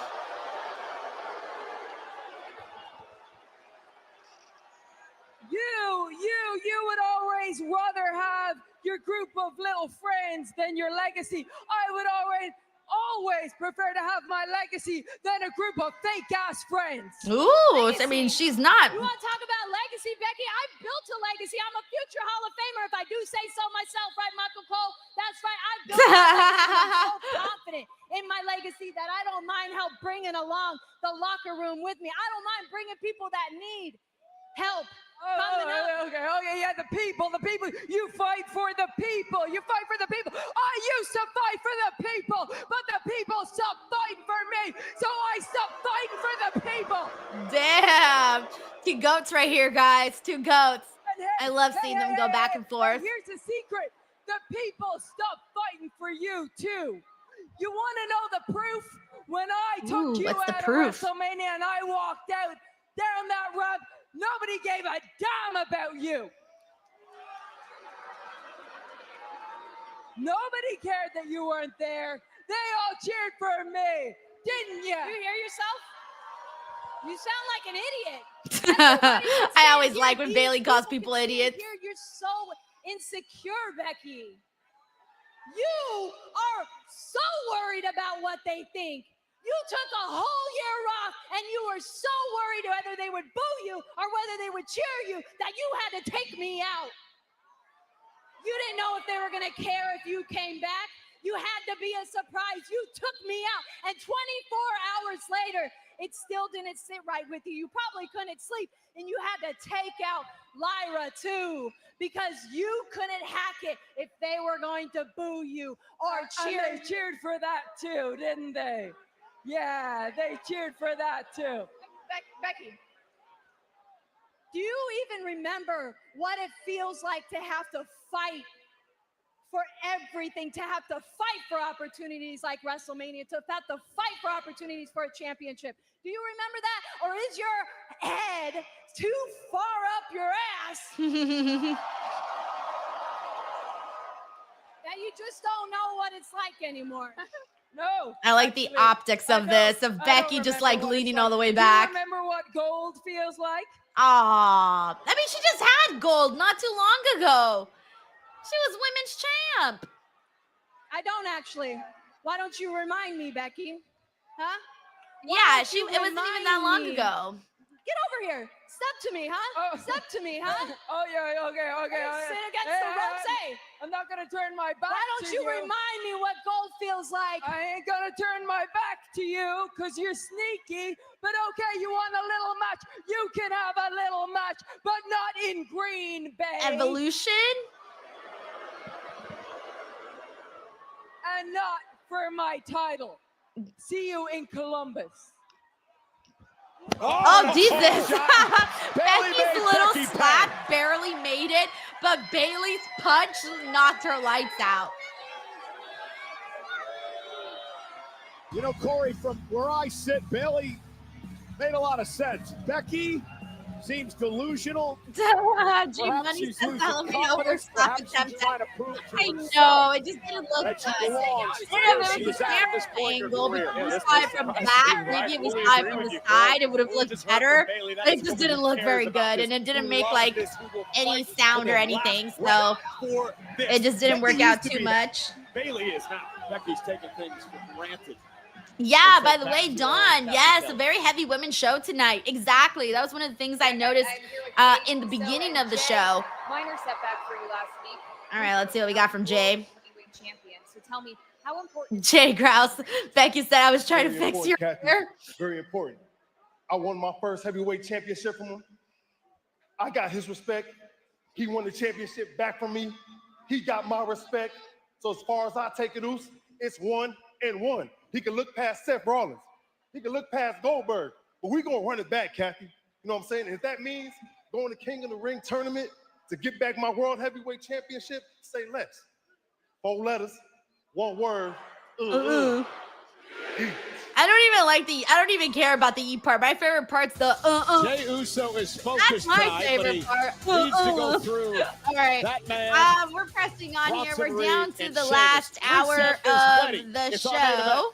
It's the final. And so far it's That's been all matchup right. in the first round of the King of the I Ring think that the tournament show's tonight. been okay. My favorite parts have been all the women's stuff. Like I liked what we saw now with Becky and Bayley. I liked the Fatal 4-Way. That's been so far what I've been digging. I liked the back and forth with Io and Liv at the top of the show. That was cool. All right, let me catch up with what everyone's saying, though. We got Day de Mexican. I keep wanting to say Mexicong. Dang it, I keep wanting to say King. He says King F Queens, Seinfeld, The Office, 9/11, Monk, and Hey Arnold. Miz and Miss are some of the shows I can watch over. And the new show I love is Abbott Elementary. I keep seeing the ad for that, and I've never given it a try. I do love Seinfeld. I did watch The Office. I love Hey Arnold, too. I haven't watched it in years, though, since I was a little kid. I never watched Miz and Mrs., but I heard that it was very funny, but I never actually saw it. My comfort shows are honestly Frasier, Gilmore Girls, I Love Lucy, to name a few. I've watched How I Met Your Mother a couple of times now. Sex and the City. I mean, come on. I've seen that show like 1,000 times at this point. I have to stop myself from rewatching that show more than I already do. And then I did rewatch Modern Family twice too, so I feel like if I go back for a show 2 times, that means I really liked it. I always did enjoy Modern Family as well. I would say those are probably my comfort shows unless I missed one. Thank you, Day de Mexicong. All right, Infamous Raider Loco here says Teenage Mutant Ninja Turtles, Ralph equals the Denise stubborn one, Donatello Will talkative, yeah. Mike equals Reg because Cowabunga, and Leo for Phil, I guess. I love how we all know that Will's the one that talks a lot. We're there for That's a fact, bro. That's a fact. Infamous Raider Local says Bayley with the white tank top, though. Yo, Bayley's hot. Bayley's hot. Luis Arturo Mendez says, just realized Becky is wearing Chicago Bears attire in Green Bay. I figured that was, you know, pretty big deal. Thank you, Luis Arturo Mendez. All right, let me catch up with everybody, see what y'all are saying here. Charles, I've never seen 30 Rock's Parks and Recreations. I haven't seen that one, actually. Omar Madueña, I'm with you on How I Met Your Mother. Good show. We got Dan Lutzka here. Oh, and Friends. I forgot Friends. Can't forget Friends. Dan Lutzka says, how Country Hill? I watched that show in full twice, and 90210 rewatched a lot. You know, I've never seen One Tree Hill either. I gotta get on that one. I haven't seen One Tree Hill. I saw someone earlier mention the OC. I never watched the OC either. I didn't watch she paid for it. Things not going Laguna something. Laguna Hills, I think it was. Laguna Hills. Yeah, I didn't watch that either. Yeah, God, there's so much. I try to watch everything, but yeah, those are some of the ones that I haven't seen. Thank you, Dan Lutzka. Yes, Chris Chaos, Modern Family is hilarious. Hilarious. They're so funny. So funny. It's almost as though Liv is trying to. All right, let me go through some more comments, see what everyone here said. Hey, what's up, Mike Centeni? Thank you so much for popping in every weekend, for always checking out the reviews. Always good to have you on. Oh, yes, WrestleMania. How can I forget The Big Bang Theory? Yes, I know a lot of people hate that show. I like that show. I have a good time with that show. I just rewatched that show again for a second time. Was it this year or the end of last year? It was either the end of last year or this year that I rewatched The Big Bang Theory. And then I was sad when it ended, so then I started watching Young Sheldon. Oh, Young Sheldon is so cute. If you guys haven't seen Young Sheldon, go watch it. It's very, very cute. It's a nice little family-friendly show. I love that show. Oh, I love Family Matters, too. That's always fun. Fresh Prince of Bel-Air, love that show, too. Step by Step, love that show too. Okay, now I'm just naming every show I've seen. Someone stop me. Someone stop me. I'll keep going forever. Of all time. Head to fanaticsfest.com to buy your tickets for the Ultimate Sports Fan Festival. But when you do head to Fanatics Fest, make sure you go through my affiliate link. It's in the description box below. So funny. All right, we got Nick Aldis. What's he saying? What's he doing? All right. Thank you for returning this in a timely fashion. I'll make sure AJ returns the belt. What a good boy AJ Styles is. Such a good boy. Get this back permanently because it's been made official. At Night of Champions, it's AJ Styles versus Dominic Mysterio. Oh, he might be getting that title faster than we thought. I still wanted Dom to keep Bayley, it longer, listen, though. I heard what Becky had to say out there. It's been made official, but I've added a little twist. See, the Ooh, way what's I the see twist? it, is that at WrestleMania, Becky took a title match from you, so the way I see it, you're owed a title match. So next week, it's Bayley versus Becky Lynch for the Women's Intercontinental Championship. Okay, I like it. Hey, Bayley. I think Bayley should win. But it probably won't happen. Maybe they'll run it again at a... Oh, welcome back. And congratulations, I guess. Yeah, thanks. Look, I'm just trying to do what's best for me. And I'm sorry I didn't get back to your text messages or your calls. Like, that was a really rough 2 months. I wasn't getting back to anybody. Like, it's nothing personal, I promise. No, I get it. It's not personal. You're just doing what's best for you. And just know if you win that title, I'll do what's best for me. I sense a little anger here. Yeah. Oh, they are not on good terms. Well, not two on major good terms at news all. there, Corey. First, you heard Bayley and Becky Lynch next week live in Columbus, Ohio for the Women's Intercontinental Championship. Then a week from Saturday night We at got, Champions, it will be AJ Styles. I didn't see this, Dominic Lewis. It Mysterio says, why for is the there a random Lego box in the Intercontinental background? Championship. I did not notice that at all. Aldis, but now we've got Kairi Sane one-on-one with Liv Morgan, and you and I were talking earlier about You got how Liv Tiger Morgan Claw who doesn't says, necessarily yeah, seem I to don't be see that herself Bayley-Becky recently. match ending Liv has got a clean. It lot feels on like her plate, perhaps a little too much. feels like we might get a follow-up Well, match on one of the I think PLEs. so. Referee Jessica Carr, as Kairi Sane looks But yeah, on, Liv I'm may have injured her sensing shoulder. some, I don't know, I'm And, sensing I some, believe our doctor is going to head over now and check on Liv Morgan. all right, what happened? Listen, this could speak to the point I was about to make. I mean, Ah, crap. I didn't again, see let's what take a happened. look at Okay, what let me happened see. here. Kairi Sane, takedown by Sane. Ooh, is it the right shoulder? Oh, I didn't. Oh, I got to see the replay again. Yeah, I was we're looking gonna at her find out. legs. I wasn't looking at her Doctor's over shoulders. there with her now. Because I wasn't sure what was happening. Okay, let me, hold on. Again, this is the developing situation here, Let me live from Green Bay, Wisconsin. Rewind here Kairi- really quickly to see that again.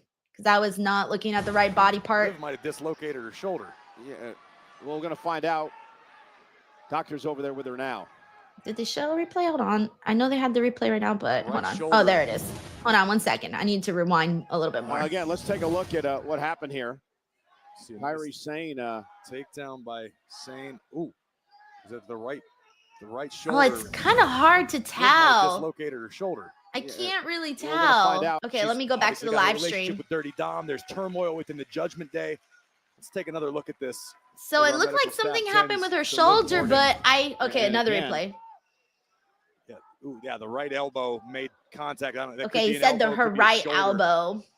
Notice instantly. Oh, the doctors are helping Liv Morgan now back to the locker room area as we show you again. Yeah, what happened? We hope to get an update at some point on Liv. Just an unfortunate instance of Liv trying to defend against the takedown, and her body had other Damn. plans. Okay, so yeah, it looked like when she landed, her like right elbow kind of like bounced and it just went like it like almost slid. I don't know. I had to see that a couple of Liv times. Morgan can no longer continue the match. Therefore, your winner, Kairi Sane. All right, guys. Unfortunate we didn't Kairi get the Sane gonna earn matchup. the W tonight, It looks certainly like in a maybe fashion Liv is hurt and other she than couldn't she had continue. hoped. So by default, win is a win. Kairi Sane is Due the to an winner. unfortunate injury sustained by Liv Morgan. And they called this right now in the commercial Kairi break. Sane, So when you guys come back from commercial, they will probably reiterate this win information once here again. tonight, but So the unfortunate situation yeah, involving Liv Morgan. We hope dang. to I get an really update on hope Liv it's not in just a little bit serious, here but it on Monday Night always Raw. usually is.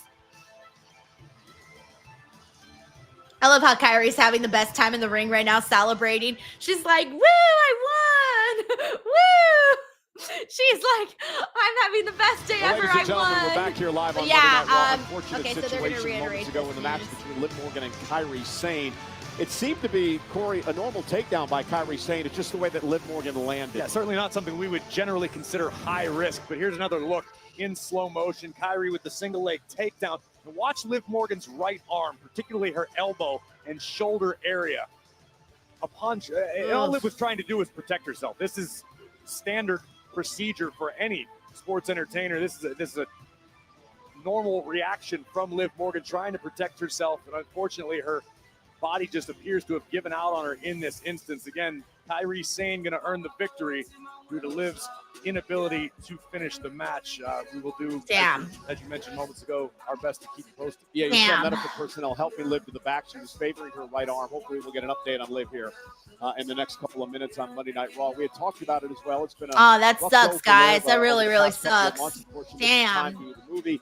Came back, had some issues within the Judgment Day, and then tonight, obviously, an unfortunate injury for Liv. Yeah, the life of a WWE superstar is full-time. The travel, the training, the in-ring, the out-of-the-ring, the appearances. Liv Morgan has thrived and loved that lifestyle. Unfortunately, sometimes your body has other plans. Yeah, including traveling halfway across the world, which we're going to do a week from Saturday. And one of the feature matchups, of course, is John Cena. Oh, yeah, I forgot about CM this. Punk for the They haven't undisputed announced WWE too much. We just have the Championship. finals of the This King of the thing Ring, really the came to a finals head of the Queen last of the week on Ring, Monday John Night. and Punk, and then I'm assuming 2 more matches are probably going to be added to that. Spineless keyboard warriors.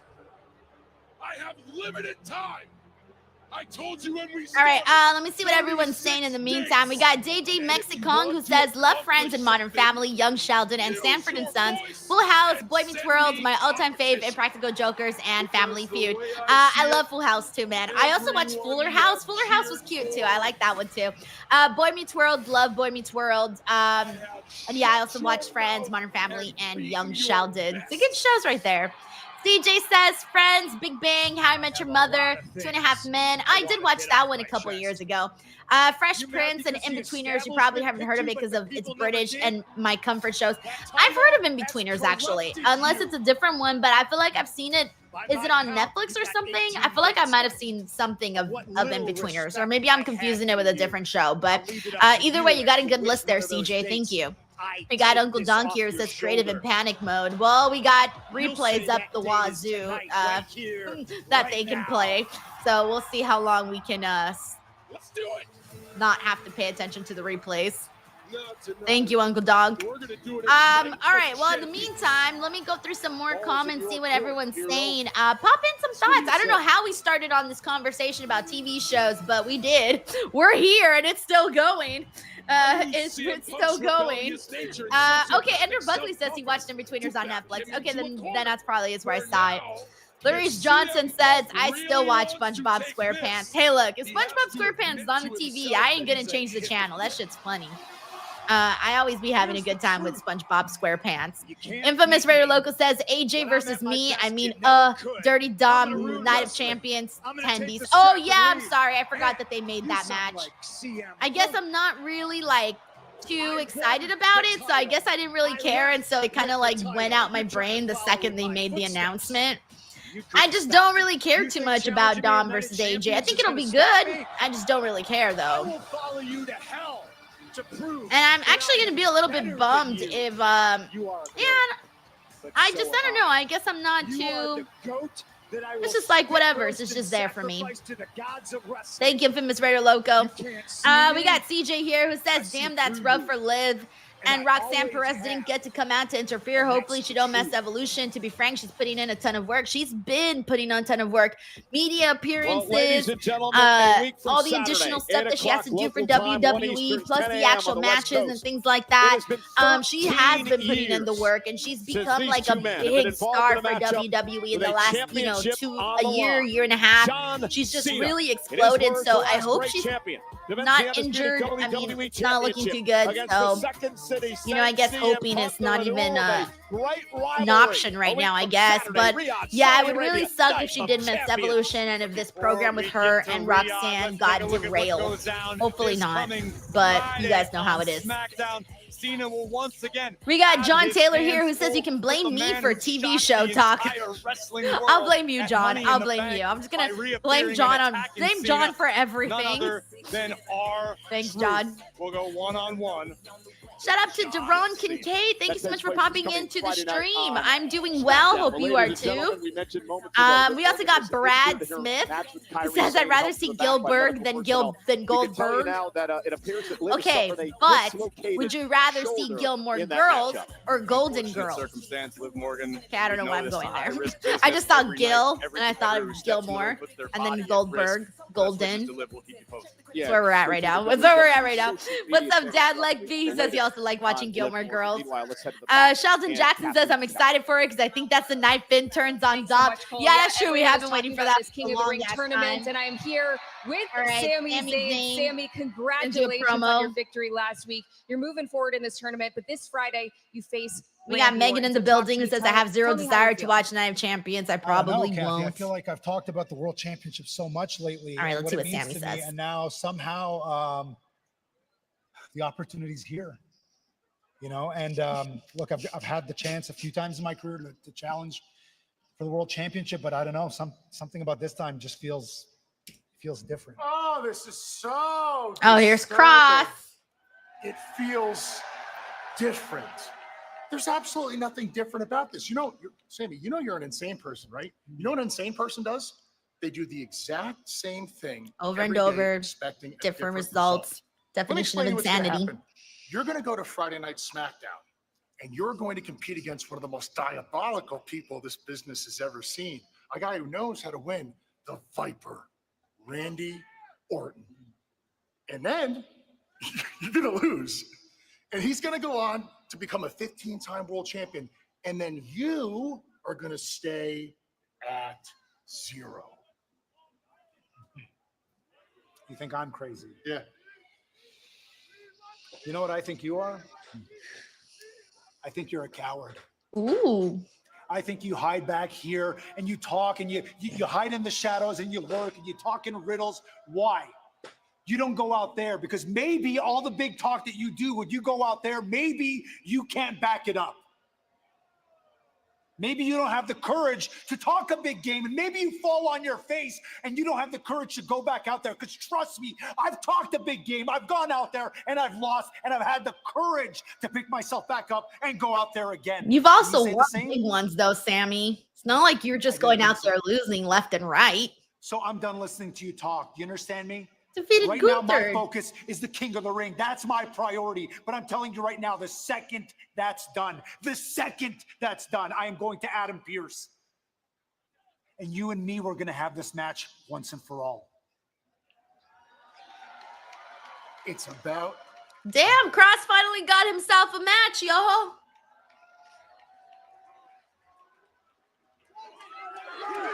right, now we got our Yeet entrance.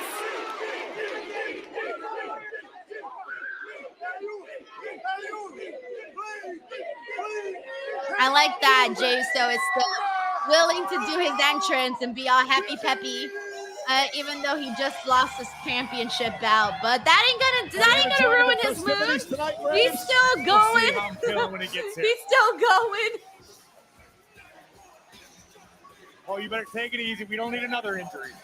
That's why I'm just standing here. Sheldon Jackson says it's dislocated for shoulder for Liv. We hate to see it. Hate to see it for anybody, man. And I hope that you gotta give Jey Uso credit. Damn, it always sucks because you know, like when Rhea got her program with Liv had to go in an entirely different direction. And we've seen stuff like this happen where, you know, someone gets hurt and you have to just, you know, figure shit out and go a different direction from what you were already doing.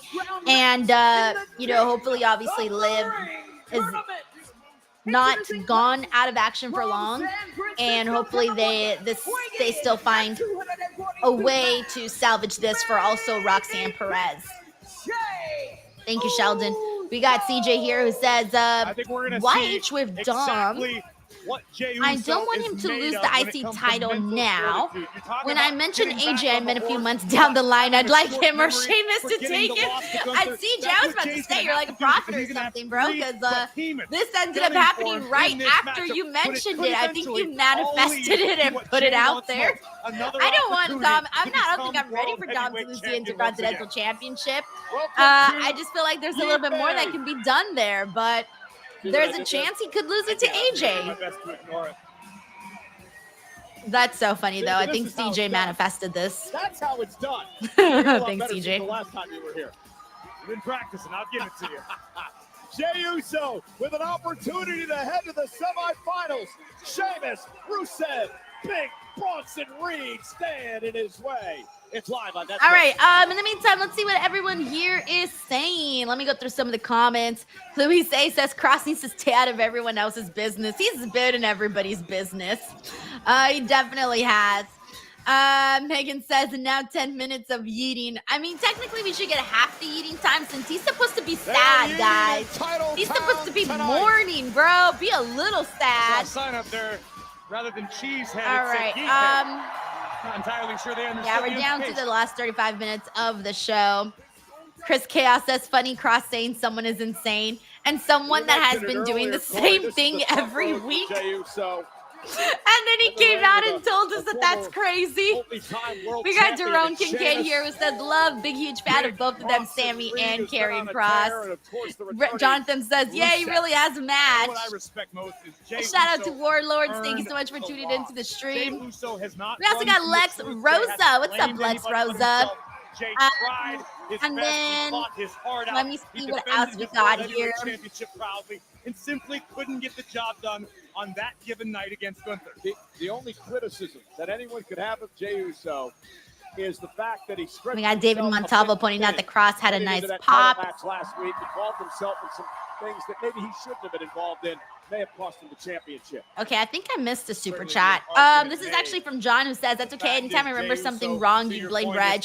Maybe it was Reg who said that. Spread the blame. You can't blame me too. I'm just going to spread it to like literally anybody but me. Although I'm pretty sure I started it somewhere down the line with Gilmore Girls. Thanks, John. All right, that was the one I missed. Encore. Okay, I think I'm all caught up now. All right, cool. I want to make sure I didn't miss anything. Shout out to Master Blaster Rob, who's in the building. We also got Mick Economics, James Irving. What is up? Matt Logan. Hey, hey, hey. Yes, boy. Who else do we got in here that I haven't shouted out? Hey, what's up, Glenn Shelton? Nice to see you on here. Nice to see you on here. Gets an opportunity at the World Championship in the all right. respective brands. And so yeah, Jay's entrance is still going on. It's been going on for 4 minutes. I think 5 now, actually. And we're back in 49 seconds from the commercial break. Hey, what's up, Bayley Martin? Thank you so much for also joining the stream. Sold out crowd in Green Bay. Matt 99 Rich says Triple H to Jay, go fill 10 minutes for reals. Hey, that's an easy filler. Go out there and yeet for 20 minutes or so. I had to sit down. Michael Cole says he's had to sit down. Michael Cole's still the worst eater ever. Hey, Patricia Mercer. We also got Elijah Brody. Nice to see you, Elijah. Hey, what up, Leo Poroy? Oh, hey, Arthur. I'm sorry that I didn't see any of your previous comments. Thank you so much for tuning into the stream. I always try to notice everybody as much as possible. Joseph says, how's your streaming schedule, Denise? Yeah, so today, obviously, I'll be on with Santi afterwards for the post show. Tuesday, I'll be here for watch along for NXT and a review show. Wednesday, AEW watch along and review show. Oh, and then tomorrow, also a bonus Grapsody reunion at noon. So keep an eye out for that. Noon Pacific Standard Time, 3 p.m. Eastern Time. Thank you, Joseph. We, of course, are in Green Bay, right across the street from WrestleMania says, I feel under-yeeted. Oh, my gosh. Monday Night Raw. Hey, George, welcome back to the stream, dude. Thank you so much. Haven't seen you in a while. How's everything? Love for Boo says, Jay's entrances are a great opportunity for bathroom break and getting nachos. Yeah, literally. Honestly, every time I'm just like, oh, crap, I got to come up with some good conversation topics for the next 5 minutes. Becky Lynch will defend the title against a passionate and all right, so they made the official announcement of Becky and Bayley with the graphic for the IC title. Semifinals get underway. And there is a storm. Raw next Monday, Jade Cargill versus Roxanne. One-on-one with the prodigy of the Judgment Day, Roxanne Perez. And also, it'll be a semifinal matchup on the men's side of things. Cody Rhodes who's advanced, will take on the winner of our next matchup. It'll either be I'm still Sheamus, thinking it's going to be Rusev, Bronson Reed, by the way. Reed, Like, or I'm still main thinking event, it might be Jey Bronson. Uso.